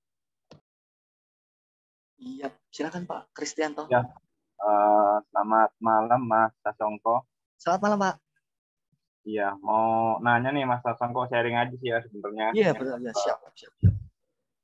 Pertama untuk JSH ini kan kayak misalnya tadi contohnya pengecetan di menara ya atau ketinggian itu kan ada beberapa pekerjaan ya. Untuk JSH-nya nih dia di rangkaian ke pekerjaannya misalnya kayak misalnya ngecat di ketinggian itu kan ada kayak pemasangan scaffolding, lalu ada pemasangan body harness-nya, terus juga pencampuran catnya, itu dijelasin per pekerjaannya atau nanti dalam satu kegiatan itu aja Mas. Misalnya JSA pengerjaan pengecetan di ketinggian gitu. Nanti sudah ada di dalamnya itu cara-cara yang lainnya. Itu yang pertama pertanyaannya. Kedua, untuk update ya. JSA kan kadang-kadang banyak nih kita nih. Kerjaan safety officer juga kadang-kadang nggak hanya ngurus JSA aja kan, masih banyak gitu kan. Kadang kita terlewat ini untuk update JSA. Kadang JSA-nya ini sudah lama, tapi karena pekerjaannya ini jarang atau misalnya bisa jarang atau udah keseringan gitu kan, jadi udah hafal gitu kan. Jadi kadang-kadang nggak direview, baru kalau pas ada accident baru kita review gitu kan. Jadi baiknya JSA itu di reviewnya per berapa bulan sih Mas Sasongko. Itu sama yang terakhir, kadang untuk di safety ini kita klasik ya sebenarnya, ada di manajemen nih pengen sesuatu yang aman, safety, tapi dengan cost yang murah gitu kan. Sedangkan kalau kita nyari yang aman gitu lah, contohnya aja misalnya hierarki pengendalian yang paling rendah ya, APD itu kan pengennya cari yang murah lah, yang murah ya kan, biar dapat banyak, biar costnya sedikit, tapi bahan atau ininya materialnya memenuhi gitu kan. Kadang kita kesusahannya kan kayak gitu kan, mau aman, mau selamat, tapi kok nyari yang murah gitu kan. Iya, betul. Aja Mas Sasongko, terima kasih. Oke. Baik. Ini ya. Berarti pertanyaan yang ketiga ini soal alat tadi ya, berbenturan dengan perusahaan gitu ya. Iya, betul. Oke, saya catat dulu. Oke, terima kasih Pak Kristianto ya. Kristianto, sorry. Oke. Ya, oke, yang pertama Pak Kristianto ini ya, safety juga. Saya nggak pure sih Mas, rangkap. Oke, mantap. Baik. Oke, yang pertama untuk JSA ini apakah dari rangkaian pekerjaan atau masing-masing pekerjaan? Kalau saya bilang ini dari masing-masing pekerjaan. Kenapa begitu? Misalkan tadi untuk pengecetan di atas menara contohnya. Bapak bilang tadi kan ada pengecatannya, ada pembangunan scaffolding. Nah, pengecatan dan pembangunan scaffolding ini adalah sudah dua pekerjaan yang berbeda. Pekerjaan pertama adalah membangun scaffolding. Yang kedua adalah pengecatan. Pengecatan di atas scaffolding. Pengecatan menara berarti dia di atas scaffolding. Ini sudah satu pekerjaan sendiri ya Pak ya. Jadi membangun scaffolding itu sudah satu pekerjaan. Kemudian yang rekornya itu berbeda ya. Requirement untuk orang bangun scaffolding dengan orang ngecat kan sudah berbeda ya. Personelnya juga sudah berbeda nih. Gitu ya. Jadi sudah dua rangkaian pekerjaan yang berbeda-beda. Jadi JSA itu harus dari satu jenis pekerjaan yang kita identifikasi. Gitu ya. Itu pertanyaan pertama. Kemudian yang pertanyaan kedua adalah kapan kita review JSA? Seperti yang saya sampaikan tadi adalah JSA itu dibuat sebelum kita melakukan pekerjaan. Ada pekerjaan tertentu, jadi JSA tersebut harus dibuat. Atau kalau pekerjaannya sama, sudah ada JSA-nya, approval atau persetujuan itu harus dilakukan ulang. Jadi mau nggak mau, ya harus direview lagi saat itu juga sebelum pekerjaan. Contoh nih, bulan lalu kita sudah ada pengecetan tadi katakan. Iya bulan lalu katakan. Sudah ada pengecetan itu JSA-nya sudah approve. Tapi kan approve-nya untuk pekerjaan saat itu.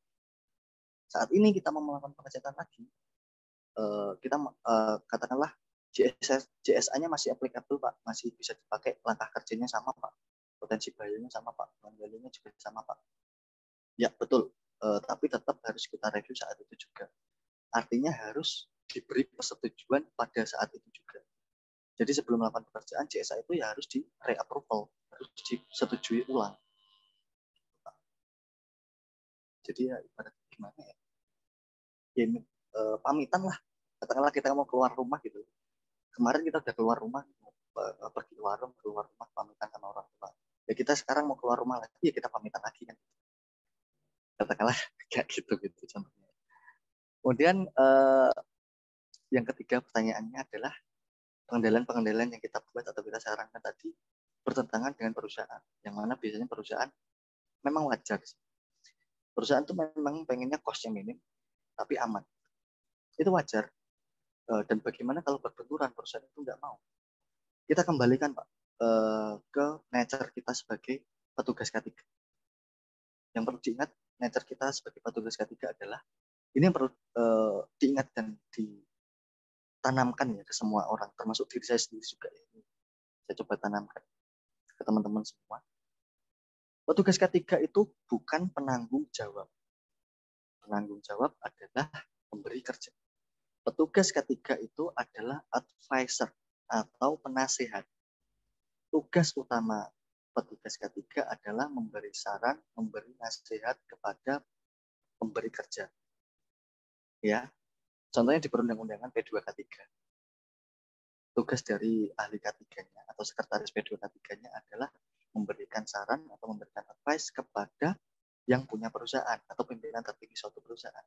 Ingat itu ya, kita memberikan advice. Masalah advice atau advice kita itu diterima atau enggak, kita kembalikan ke mereka.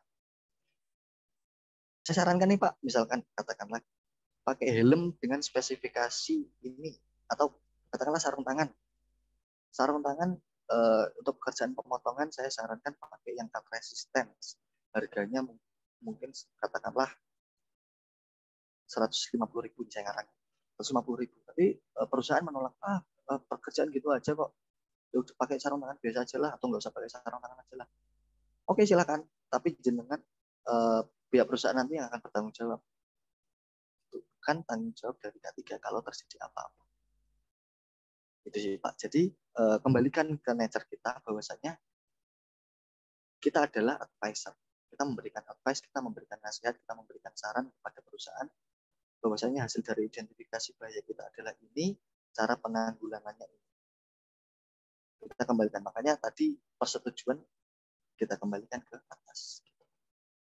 Tapi yang perlu diingat tadi ya, pengendalian yang kita buat atau kita sarankan itu yang masuk akal gitu. Jangan yang mengada-ada, jangan yang pasti ditolak gitu. Kita sesuaikan, kita lihat resource yang ada di perusahaan tempat kita bekerja. Gitu ya Pak Kris ya. Iya Mas. Monggo. Kira-kira yang tadi untuk yang poin 3 tuh Mas ya, kalau kita berarti kan tadi kan sebagai advisor ya, misalnya ngasih saran, terus saran kita misalnya nggak di approve, terutama untuk misalnya APD lah atau apa, terus tiba-tiba terjadi accident kan, mau nggak mau kan safety kan orang pertama yang akan dimintai keterangan Mas ya. Iya. perlu nggak sih sebagai safety man kita ada surat apa gitu bahwasanya sudah menerangkan bahwa kita tuh sudah ngasih advice gitu kan, tapi advice kita tuh nggak digubris gitu. Jadi waktu-waktu ketika ada tim investigasi dari Naker atau dari SDM gitu kan, jadi kita nggak terbawa gitu bisa Mas. membela Jadi diri gitu ya. maksudnya ya betul. Nanti kan susahnya gitu kalau ketika ada accident semuanya pada lepas tangan kan. Nanti wah ini safety-nya nih, wah Oke. ya bisa ini kacau gimana? Oh bisa Pak. Jadi katakanlah gini Pak, biasakan untuk membuat approval atau limpahan tanggung jawab itu dalam hitam di atas putih. Katakanlah begini, misalkan tadi dalam pengendalian, katakanlah dalam bekerja di ketinggian, dalam pengendalian Bapak bilang harus menggunakan full body harness dengan 2 hook. Kan lanyard ada yang 2 hook, ada yang 1 hook ya. Dan itu tidak diterima oleh perusahaan. 1 hook aja cukup nih, atau nggak perlu pakai full body harness, pakai ini aja apa namanya, seat harness atau ini aja apa namanya, belt itu aja gitu kan. Nah itu nggak diterima. Nah Bapak bisa sampaikan argumennya tadi, misalkan bisa lewat email ke perusahaan. Karena kan Bapak mengajukan kan pasti ada dokumen ya, dokumen itu bisa dikirim lewat ini, kirim lewat email kayak gini, kalau resikonya kayak gini. Misalkan memang tidak diterima dari pihak perusahaan itu kan reply di email itu. Jadi itu sebagai record kita, salah satunya seperti itu. Jadi kalaupun ada safety, orang safety yang dituntut, itu harusnya kalau dia memang bukan kliennya dia tidak wajib bertanggung jawab untuk dituntut. Malah yang harus kita lakukan adalah setelah ada kecelakaan kerja, apa yang harus kita lakukan? Investigasi kecelakaan kerja. Dari investigasi itu kita tahu letak kesalahannya di mana. Oh, ternyata orang ini jatuh karena nggak pakai body harness. Kenapa dia nggak pakai body harness? Karena nggak disetujui sama manajemen. Kita tahu root cause-nya di situ. Dari investigasi itu kita bisa jadikan sebagai landasan. Kayak gitu sih Pak. Kurang lebih. Ya. Makasih Mas. Ya. Oke, sama-sama. Oke, silakan Pak. Saya izin geser sebentar ya. Charger saya lupa colokin.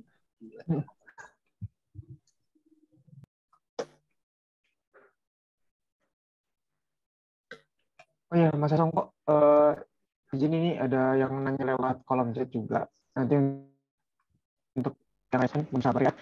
Ini saya ingin bacakan pertanyaan dari Mas Bayu. Nah, perkenalkan saya Bayu Aryawan, mahasiswa S2 Peternakan PPS Universitas Halu Oleo, Kendari, Sulawesi Tenggara.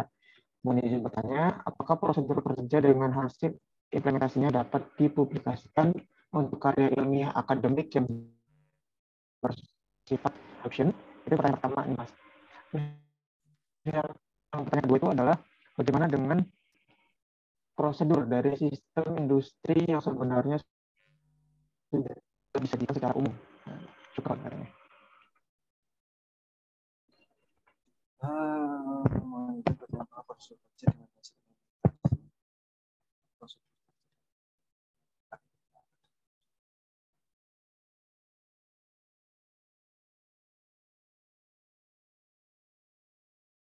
Ini saya kurang mengerti tentang pertanyaannya, mohon maaf. Apakah prosedur kerja? Permisi. Ya, silakan Pak.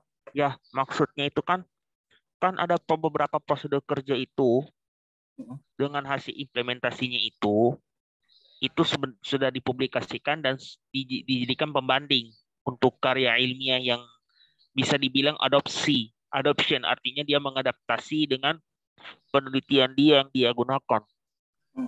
Bagaimana dari sistem industri yang dengan industri ini dia bisa modifikasi ke bentuk lain yang sebenarnya itu sudah disajikan secara umum, contohnya seperti prosedur pembuatan tangan produk makanan begitu, kemudian dia dimodifikasi lagi seperti itu. Jadi dengan bentuk lain daripada sistem industri yang biasanya. Mohon maaf jika kurang mengerti, Pak. Waduh, ini terlalu tinggi ya pertanyaan. Nggak, Pak. Jadi kalau saya rasa ya Pak, untuk mungkin teman-teman yang lain bisa membantu menambahkan gitu.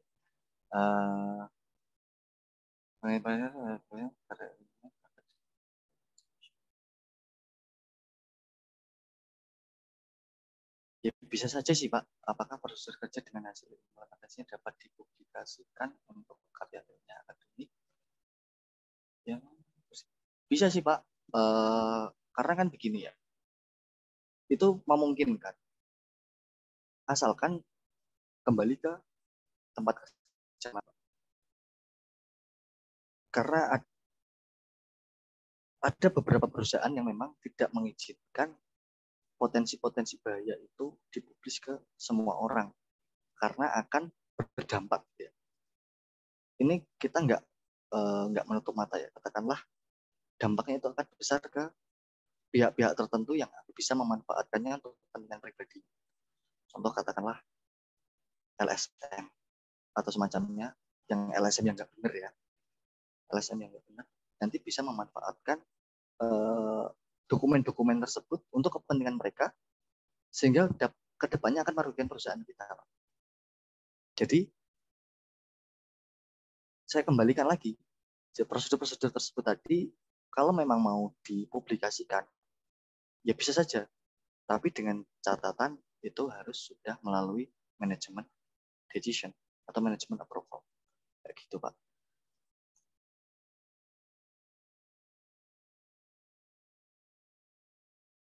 Halo Pak Bayu.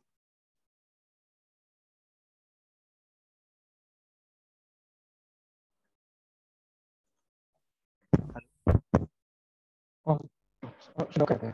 Tidak dikirim reaksi ini udah oke. Bisa dilanjut ya ini ya ke ini udah banyak yang resen Ya. dari Oktari terlebih dahulu mungkin enggak bisa langsung. Iya. Malam Mas. Ya, Malam. selamat malam. Ya, saya mau tanya nih, saya kan mahasiswa dari kesehatan ya, juga awam dengan pengetahuan K3 tentunya. Saya ingin tahu nih, antara JSA dengan istilah HIRAD, kan ada HIRAD, Hazard Identification and Risk Assessment and Determining Control. Nah, itu bedanya apa ya sama JSA ya? Karena kan hampir mirip-mirip gitu. Saya pengen tahu itu aja sih, Mas. Terima kasih. Halo, suara saya masih masuk ya? Oke, Mas, suaranya. Oke, terima kasih Mbak siapa Mbak Tri tadi? Mbak Tri. Oke, baik Mbak. Apa perbedaan JSA dengan HIRA DC gitu ya? Nah, pada dasarnya JSA, JHA, HIRA DC, JRAC itu adalah hal yang sama pada dasarnya. Karena sama yang ada di dalamnya itu adalah analisa dari potensi bahaya dari masing-masing langkah kerja, dari masing-masing pekerjaan. Bedanya adalah di HIRA-DC itu adalah pekerjaan atau analisis bahaya dari suatu pekerjaan besar atau mungkin dalam suatu perusahaan. Dalam suatu perusahaan itu dipetakan akan ada dari masing-masing divisi itu ada pekerjaan apa saja.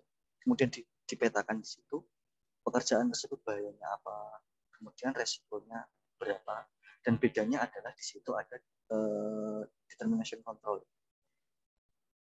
Jadi di situ nanti ada nilainya, nilai resikonya. Jadi kalau JSA tadi kan cuma ada langkah kerja, potensi bahaya, pengendalian. Kalau di JRDC atau di JRAC itu ada tambahan, yaitu adalah nilai resiko dari masing-masing bahaya tersebut. Nilai resikonya berupa angka. Jadi nanti akan ada angka dari resiko masing-masing bahaya tersebut. Dari angka tersebut tadi kita bisa ketahui resikonya itu masuk ke apakah resiko kecil, katakanlah acceptable, tolerable, atau unacceptable. Resikonya seperti itu. Nah, setelah itu dilakukan pengendalian. Dari pengendalian itu tadi, nilai dari resiko tadi akan dapat diturunkan. Misalkan dari nilai 4 ke nilai 3 atau nilai 2. Sehingga pada akhirnya rating dari masing-masing nilai tadi akan bisa turun. Misalkan yang awalnya dari unacceptable, dengan kita lakukan pengendalian akan bisa menjadi tolerable atau acceptable. Jadi pada dasarnya itu adalah sama aja sih. Cuma sifatnya yang beda. Pada dasarnya sama aja, itu adalah analisis untuk potensi bahaya. Itu sih, Mbak. Semoga dapat menjawab pertanyaan. Oke, makasih ya Mas. Sama-sama. Ya, baik. Sudah terjawab ya Mbak Tri? Iya, udah Mas. Udah. Iya. Oke, kita ke pertanyaan berikutnya nih dari Pak Abu Zur'ah. Mungkin bisa langsung unmute. Halo. Halo Pak, silakan. Suaranya ya? Ada. Mau tanya Mas, untuk penyusunan JSA, pengesahan dan verifikasi dan lain-lain, itu kalau terkait penyusunannya berarti dilakukan oleh yang di site ya. Case-nya bahwa perusahaannya bermitra dengan perusahaan yang mengharuskan adanya JSA seperti itu. Ya seperti kontraktor lain lah, subkon gitu ya Mas ya. Jadi yang menyusun JSA tersebut yaitu safety officer yang ditugaskan oleh perusahaan di perusahaan atau mitra kerja yang tempat dia bekerja gitu ya Mas, yang menyusun safety officer tersebut. Lalu pengesahannya dilakukan oleh pimpinan perusahaan di office-nya gitu ya. Iya. Site office HSE di office-nya itu berhak untuk melakukan verifikasi atau tidak ya Pak? Oke, baik. Ya Mas Sasongko. Iya. Lalu sama ini minta tolong dijelaskan, mohon maaf karena beberapa hal tadi terlewat, minta tolong dijelaskan terkait piramida eliminasi substitusi dan APD dan sebagainya itu Mas. Mungkin saya kurang ngeh di situ. Saya agak bingung di situ. Baik. Ya, terima kasih Mas Sasongko. Sehat selalu. Amin. Baik, yang pertama untuk penyusunan JSA. Siapa yang wajib menyusun JSA? Tidak melulu harus safety officer ya Pak. Justru yang wajib menyusun JSA adalah tim leader dari suatu pekerjaan. Atau katakanlah supervisor dari suatu pekerjaan. Dia yang menyusun JSA. Kalau punya safety yang di lapangan, dia bisa minta advice ke safety tersebut atau konsultasi dengan dia Pak. Jadi disusun mereka. Atau lebih bagus lagi, JSA itu disusun bersama-sama. Sama-sama itu ada supervisornya tadi atau tim leadernya tadi, ada safety-nya, ada semua pekerja yang di lapangan. Karena apa? Saya yakin langkah-langkah kerja itu akan dilakukan oleh teman-teman yang bekerja, dan teman-teman yang bekerja ini akan beda-beda langkah kerja. Jadi mereka usulan, Pak, akan memberikan suara mereka, Pak. Pekerjaan saya itu di langkah kerja ini, Pak. Bahaya saya itu, misalkan tadi kayak bangun scaffolding. Ada satu helper scaffolder yang tugasnya itu yang tugasnya itu memindahkan pipa-pipa scaffolding. Bahayanya apa? Bahayanya adalah kadang saya keseleo Pak, kadang saya kesandung jatuh Pak, alatnya jatuh Pak. Nah kayak gitu.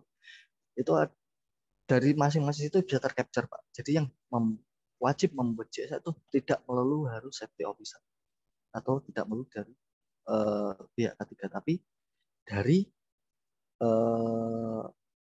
tim leader dari suatu pekerjaan. Kemudian setelah tim leader itu selesai melakukan pekerjaan, bisa dokumen tersebut dimintakan review kepada HSE officer-nya, Pak, untuk direview. Review ya, bukan approval ya. Setelah review, approval-nya tetap ke atasan mereka, Pak. Misalkan supervisor tadi, approval-nya mungkin ke manajernya atau ke kepala divisinya dan sebagainya. Kayak gitu, karena hubungannya nanti tanggung jawab tadi kan, sistem pengendalian. Itu untuk pertanyaan pertama ya Pak ya. Yang pertanyaan kedua terkait hierarki kontrol. Jadi atau piramida tadi ya. Itu kita sebutnya hierarki of control. Jadi itu adalah piramida pengendalian bahaya Pak. Jadi memang ada tingkatan kayak tadi dari yang paling efektif ke yang paling efektivitasnya paling rendah.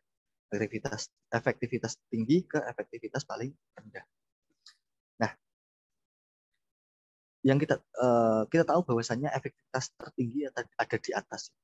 Tapi untuk mendapatkan efektivitas tertinggi tadi, effort yang kita gunakan pasti akan tinggi. Yang pertama adalah eliminasi. Eliminasi itu artinya menghilangkan bahaya tadi, Pak. Ya hampir nggak mungkin ya bahaya dia. Mungkin, tapi hampir nggak mungkin. Kebanyakan. Kemudian substitusi. Substitusi adalah penggantian atau mengganti sumber bahaya. Itu ya. Kemudian yang tiga adalah rekayasa engineering. Rekayasa engineering ini kita terapkan rekayasa atau tambahan-tambahan alat gitu ya. Sehingga nantinya bahaya tersebut dapat berkurang. Ya contohnya kayak pekerjaan pemasangan lampu tadi di ketinggian. Kalau kita nggak rekayasa engineering, contoh rekayasa engineering adalah pemasangan scaffolding ya. Kalau kita nggak melakukan rekayasa engineering atau nggak perlu kita pasang scaffolding atau nggak pakai tangga, kita harus manjat. Ya kita tahu manjat resikonya sangat besar ya. Kalau jatuh kepleset, udah pasti jatuh ke bawah, hantem tanah. Tapi kita lakukan rekayasa engineering, kita bangun scaffolding. Bangun scaffolding, ya kan kemungkinan kecil untuk jatuh ya, nggak beda dengan manjat. Kemudian yang keempat adalah administrasi. Administrasi ini adalah hubungannya dengan bantuan-bantuan secara administratif. Contoh pelatihan. Orang yang melakukan pekerjaan wajib sudah memiliki pelatihan, punya skill, punya knowledge, gitu kan? Itu salah satu administratif. Selain itu, signboard, izin kerja, JSA ini termasuk juga adalah usaha administratif, pengendalian secara administratif JSA. Contoh lain adalah untuk administratif, misalkan ada pekerjaan driving, nyetir gitu ya, orang bawa mobil. Apa pengendalian administrasinya? Adanya persyaratan bahwa orang yang nyetir itu memang punya keahlian nyetir dan dibuktikan dengan dia punya SIM. Dokumen SIM-nya itu adalah pengendalian administratif tadi. Yang kelima, yang paling mendasar, yang saya bilang tadi bukan suatu alat pencegahan, tapi hanya memperkecil dampak adalah APD atau alat pelindung diri. Jadi itu ada di paling bawah. Gitu sih Pak, kurang lebih. Dan, kayaknya saya pernah posting itu di akun Instagram saya Pak. Mungkin nanti bisa main ke akun Instagram saya, di scroll ke bawah. Ada di situ urutan hierarki of control. Gitu Pak ya. Terima kasih. Semoga menjawab pertanyaan. Mas. Ya, terima kasih Mas. Ya, tadi saya udah cek sih Mas, udah ngintip akun Septiman ID ya. Udah follow juga.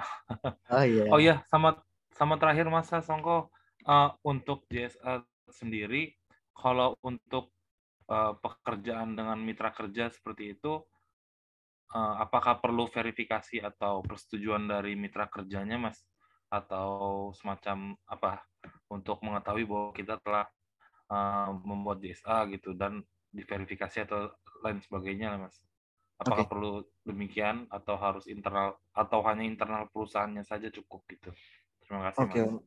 Oke, untuk yang mitra kerja atau katakanlah pihak ketiga atau kontraktor, sebisa mungkin yang melakukan pekerjaan, karena yang melakukan pekerjaan itu adalah kontraktor, sebisa mungkin JSA tersebut dibuat oleh kontraktor tersebut.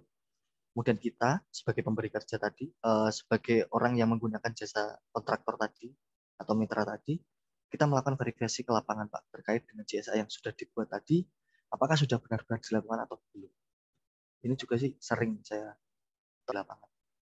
Yang ada hanya JSA yang disubmit, sudah di-approve, sudah disubmit, tapi ketika kita cek di lapangan, pengendalian yang ditulis di JSA tersebut tidak ada. Gitu. Contoh nih, kita ada pekerjaan perbaikan pengawasan. dilakukan oleh pihak ketiga atau kontraktor. Dia sudah membuat JSA. Di salah satu tulisan JSA-nya tersebut tertulis bahwasanya saat melakukan pekerjaan pengelasan harus ada alat pemadam api ringan yang standby di dekat situ, di dekat lokasi kerjanya. Pas kita cek lapangan, itu nggak ada. Nah, itu kan salah satu kesalahan. Nah, itu juga kita perlu melakukan pengecekan ya, fungsinya itu. Kita verifikasi ke lapangan fungsinya itu, Pak. Kita cek apakah itu benar-benar dilakukan atau tidak. Gitu, Pak ya. Terima kasih. Terima kasih Mas penjelasannya.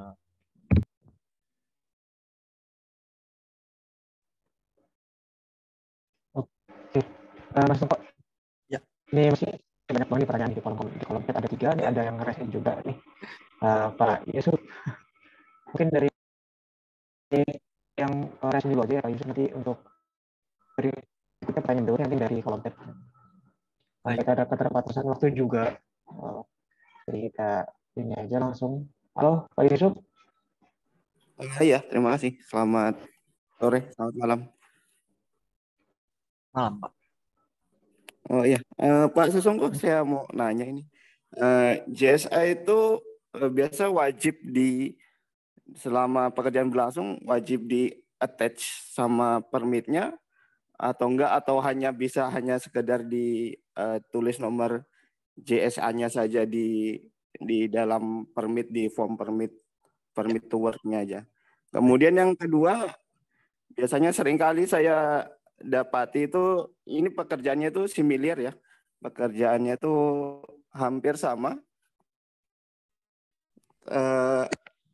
Jadi JSA itu hampir sama, tetapi padahal itu misalnya ini ada 2 pompa. Biasa dari pihak maintenance mechanical tuh dia mau overhaul pompa.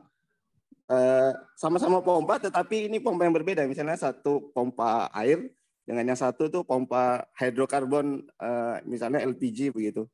Mereka hanya sekedar ganti judul saja. Padahal bahayanya kan berbeda ya, antara pompa air dengan LPG itu kan berbeda. Kan sebenarnya kan nggak boleh begitu, walaupun iya sebenarnya di step mungkin execution step-nya itu mungkin hampir kurang lebih saja, tetapi hazard yang bahaya-bahaya yang dihadapi itu kan berbeda begitu. Begitu aja Pak Sesongko, terima kasih. Baik, terima kasih Pak Yusuf. Untuk pertanyaan pertama, apakah JSA itu harus ada di lapangan atau di atas di permit? Sebaiknya dan saya rekomendasikan iya. Sebaiknya iya dan saya rekomendasikan iya, Pak. Mungkin ada perusahaan yang nggak mewajibkan itu, tapi rekomendasi saya adalah iya. Dan sebaiknya dilakukan seperti itu. Kenapa? Yang pertama itu mempermudah kita untuk mengingatkan sesama rekan kerja kita agar semuanya tahu paham mengenai JSA. Semua orang bisa baca kalau ada di situ. Kalau ada orang yang ragu bisa baca. Atau itu bisa jadi guidance kita ketika melakukan toolbox meeting, kita bisa sampaikan itu apa aja bahaya-bahayanya, apa cara langkah kerjanya, prosedurnya, dan pengendaliannya ke semua orang. Itu akan memudahkan kita. Yang kedua itu akan memudahkan pengecekan atau verifikasi ketika ada tim safety atau manajemen yang lewat. Nah, itu akan sangat memudahkan. Kalau nggak ada JSA-nya, kita cuma tahu nomornya, mungkin kita bisa lupa judulnya, Pak, kalau hukum. Tapi kalau ditanya, ada JSA-nya? Nggak ada. Mana? Ini. Tapi kalau kita cuma ada nomornya aja, ada Pak JSA-nya nomornya ini. Kalau ditanya isinya apa, kita nggak bisa jawab, Pak. Tapi kalau kita punya di lapangan, kita bisa baca di situ, kita bisa sosialisasikan ke teman-teman kita, dan bisa jadi guidance kita di lapangan. Itu pertanyaan yang pertama, Pak. Untuk yang pertanyaan kedua, saya rasa itu harus ada 2 JSA yang berbeda, Pak. Karena tadi jenis pekerjaannya saja sudah berbeda. Dengan pompa air dan pompa hidrokarbon. Pekerjaannya berbeda, meskipun langkah kerjanya akan sama, tapi bahaya dari masing-masing langkah kerja itu akan berbeda. Gitu ya. Jadi bahayanya berbeda, saya yakin pengendaliannya juga akan berbeda. Jadi harus tetap ada 2 JSA yang berbeda. Terima kasih Pak Yusuf. Oke, terima kasih Pak.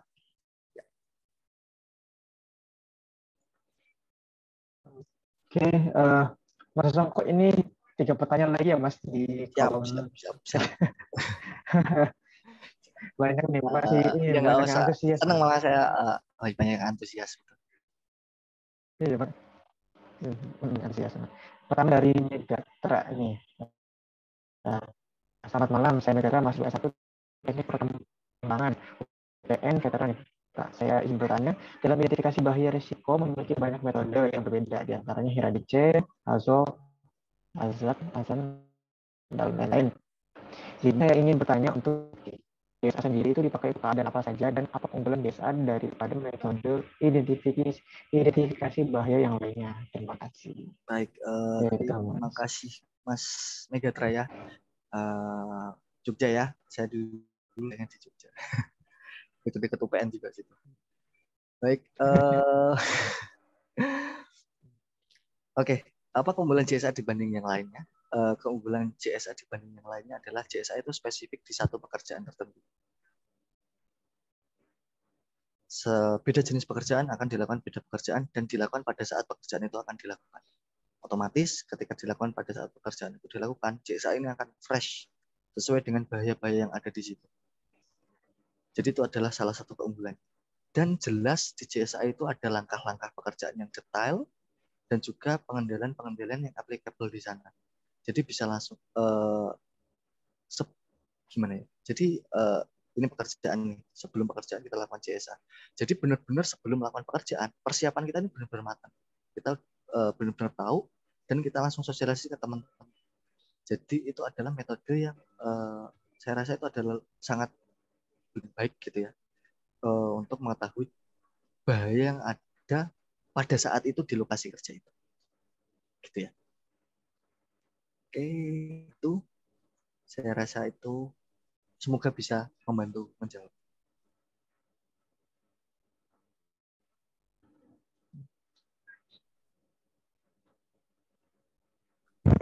Ada yang lain lagi, Mas Chandra? Ada lagi nih dari Mas Azhar nih. Saya Mas Azhar izin bertanya, untuk metode investigasi yang paling efektif digunakan apakah menggunakan metode 5 level Saruha atau menggunakan metode fishbone diagram, Pak? Terima kasih. Oke, metode investigasi ini agak sedikit melenceng dari tema kita ya, karena kita bahas JSA. Tapi saya jawab singkat aja saya. Untuk macam-macam metode investigasi kan ada macam-macam. Mana yang paling efektif itu adalah tergantung dari kondisinya masing-masing. Jadi bisa pakai fishbone atau bahkan bisa kombinasi melengkapi. Atau bahkan yang sering digunakan adalah 5Y. Jadi Y. Jadi kenapa ini? Kenapa jatuh? Karena terpeleset. Tambah lagi Y. Kenapa terpeleset? Karena ini. Jadi dari situ kita tahu root cause-nya apa. Jadi kalau ditanya mana yang paling efektif, itu kita nggak bisa jawab mana yang paling efektif ya, karena tergantung aplikasinya masing-masing. Dan bahkan bisa untuk digunakan untuk saling melengkapi. Saya rasa begitu.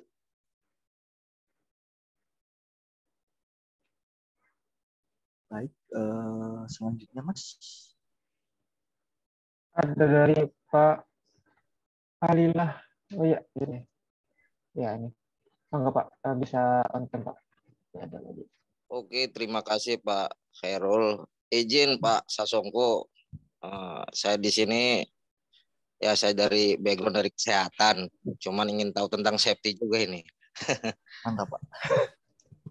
Jadi tentang JSA Job Safety Analysis itu kan dilakukan sebelum pekerjaan Pak ya.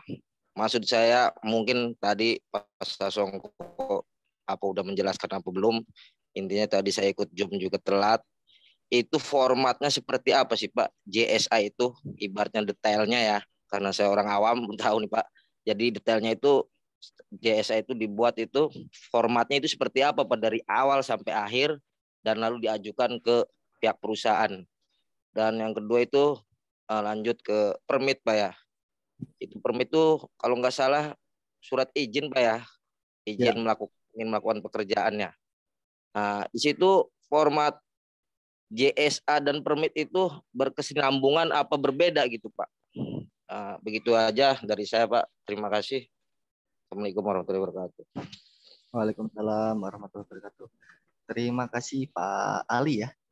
Oke, yang pertama untuk format JSA seperti apa? Format JSA ini pada dasarnya untuk format ya Pak. Kalau format form itu mungkin dari masing-masing perusahaan akan berbeda. Tapi yang jelas dalam JSA itu format yang harus ada adalah ada kolom, ada 3 kolom gitu ya. Yang pertama adalah kolom langkah kerja, yang kedua adalah kolom potensi bahaya dari masing-masing langkah kerja, kemudian yang ketiga adalah kolom pengendalian bahaya. Jadi intinya adalah formatnya kayak gitu. Nah mungkin dari masing-masing perusahaan akan ditambah lagi, mungkin ada format judul, kemudian di sini ada nama-nama pekerjaan, kemudian ditambah dengan kolom di bawahnya lagi ada alat kerja yang digunakan, ada kolom lokasi kerja di mana. Nah itu adalah kolom-kolom tambahan. Jadi untuk format khususnya seperti apa, itu kembali ke masing-masing perusahaan akan punya format berbeda. Tapi intinya adalah format dari JSA adalah 3 kolom tadi. Ditambah dengan judul pekerjaan. Itu untuk pertanyaan pertama Pak ya, untuk formatnya seperti itu. Oke, terima kasih Pak Sasongko. Pertanyaan kedua tadi untuk JSA dan permit apakah berkesinambungan gitu ya. Untuk JSA dan permit adalah 2 hal yang berbeda ya. Karena permit itu adalah izin kerja, kemudian JSA itu adalah form untuk analisa kita mengenai bahaya di pekerjaan. Biasanya permit ini akan diturunkan setelah JSA ini disetujui Pak. Biasanya di dalam permit juga ada kolom nomor JSA. Jadi apakah sudah ada JSA-nya atau belum. Nah gitu. Jadi berkesinambungan atau enggak, ini iya berkesinambungan. Dan kadang ada perusahaan mewajibkan permit itu harus dilampiri dengan JSA. Jadi pada sistem permit itu adalah salah satu syarat untuk safety work gitu, karena ada identifikasi bahaya dan sudah dilakukan pengendalian. Nah kita tahu identifikasi bahaya itu dari mana? Ya dari JSA. Makanya permit atau izin kerja itu sudah kerja itu diizinkan kalau kamu sudah melakukan identifikasi bahaya. Katakanlah seperti itu Pak. Jadi ini berkesinambungan. Oke, terima kasih penjelasan Pak Sasongko. Terima kasih banyak penjelasannya, udah dipahami. Oke, Baik. Terima kasih Pak Ali. Oke, Mas Sasongko, ada pertanyaan dari Mas Gozi nih, Mas. Izinannya Mas, JSA itu kan sebuah langkah-langkah dan pengendalian bahaya dalam pekerjaan. Kalau disiplin mungkin enggak? Mungkin kalau di sipil, pengaplikasian di lapangan kepada pekerja agak susah, apalagi dalam hal APD. Karena kebiasaan orang Indo yang nggak nyaman, apalagi pekerja-pekerja yang berkeringat. Minta saran gimana cara penyampaian JSA itu ke pekerja biar bisa diterima. Oke. Jadi permasalahannya adalah mengaplikasikan JSA katakanlah dalam APD kepada para pekerja. Pertama yang harus ditanamkan adalah komitmen perusahaan, Pak. Komitmen perusahaan. Kenapa saya bilang komitmen perusahaan?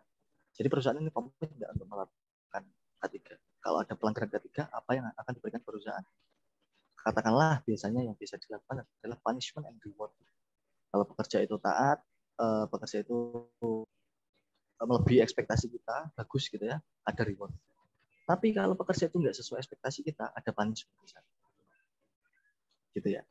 Mungkin ada SP, surat peringatan gitu ya. Seperti itu, ada teguran.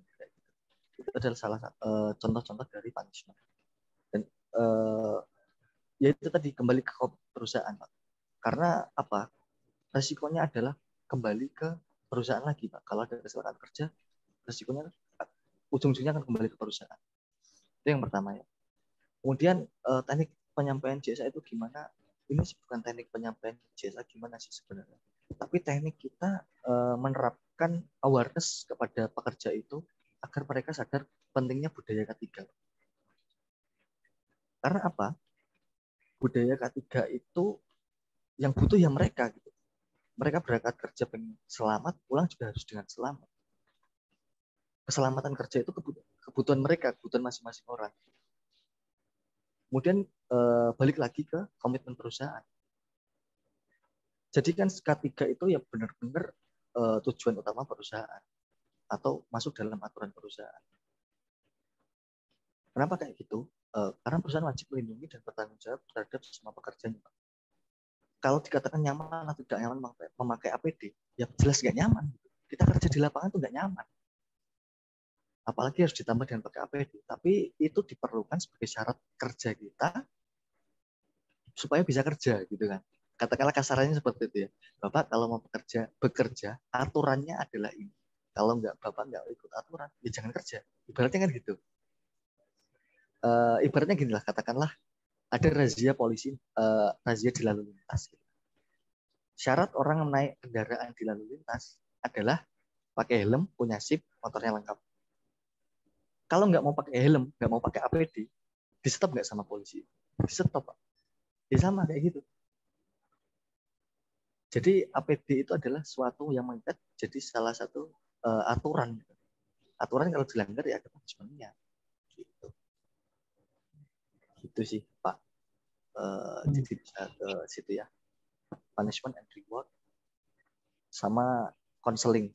Awareness kita tanam dikit-dikit biar kerja itu sadar pentingnya budaya ketiga.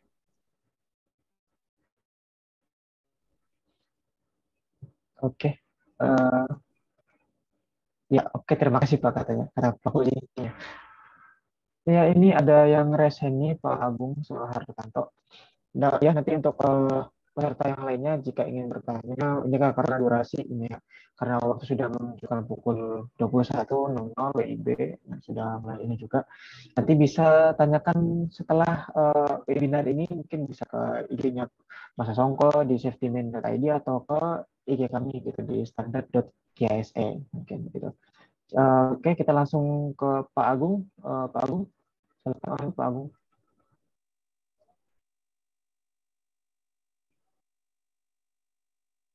Halo Pak Agung. Apakah suara saya terdengar Pak Agung?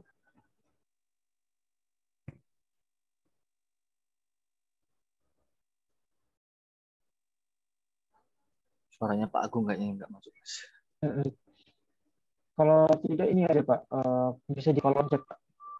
Mungkin bisa diketikkan pertanyaannya lewat kolom chat.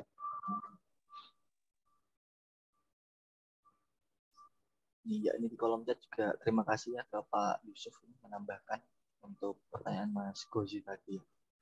Bisa juga sih teman-teman yang nggak patut APD tadi dilibatkan dalam pembuatan CSA. Jadi biar mereka sendiri yang menuliskan, biar mereka sendiri yang paham. Ya tetap approach-nya dari kita, narasi dari kita. Makasih Pak Yusuf tambahannya. Oh, penting audio. Pak Agung. Ya. Pak Agung mungkin bisa diketik Pak kalau memang agak kesulitan untuk koneksi audionya.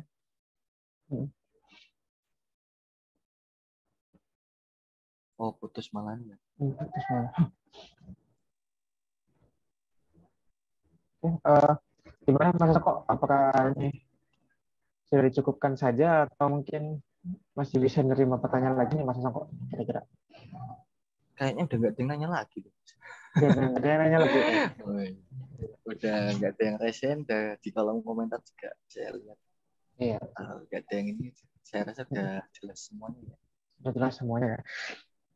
Oke.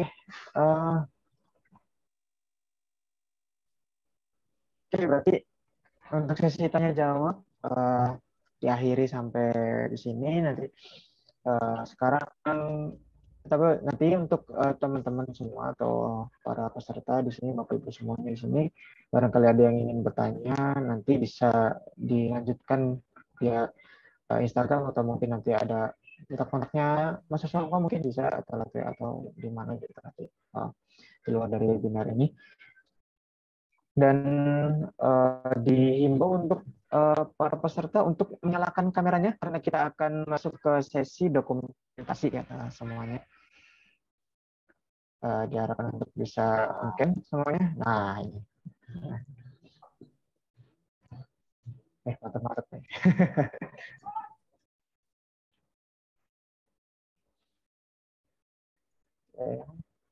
Ya, yang belum on cam ditunggu nih. kita udah masuk ke sesi terakhir, sesi dokumentasi.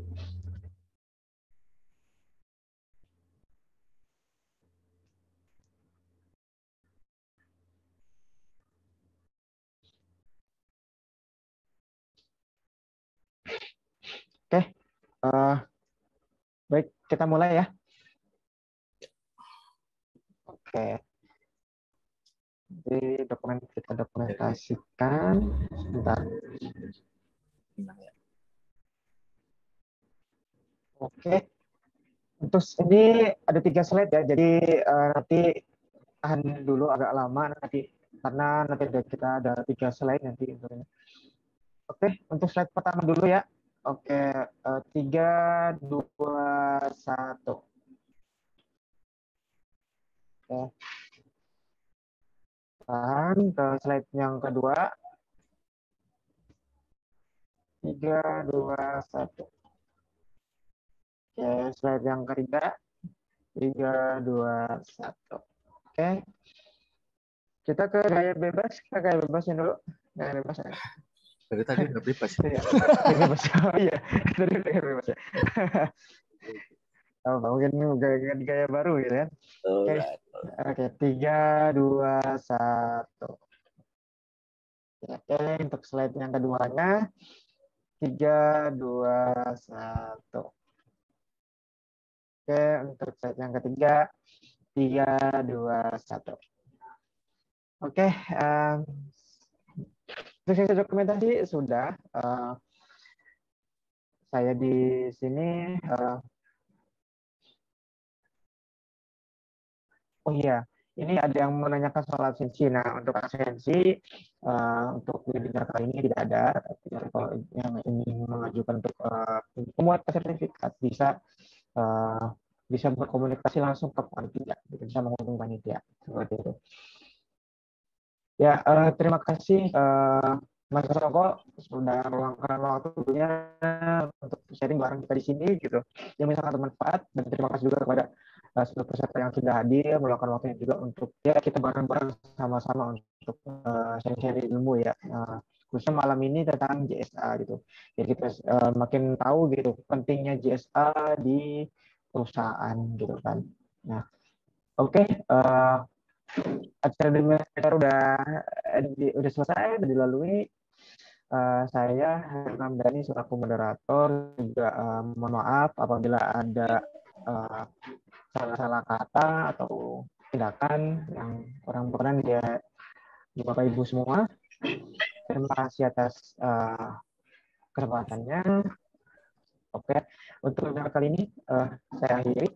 Bila itu hidayah. Wassalamualaikum warahmatullahi wabarakatuh. Waalaikumsalam warahmatullahi wabarakatuh. Terima kasih Pak Soko, Terima kasih Pak semuanya. Khairin. Salam juga. Terima kasih. Oke, Terima bermanfaat. kasih semuanya. Untuk materi nanti dapat ini ya kok, nanti di share juga materinya. Terima kasih Pak Ali. Terima kasih.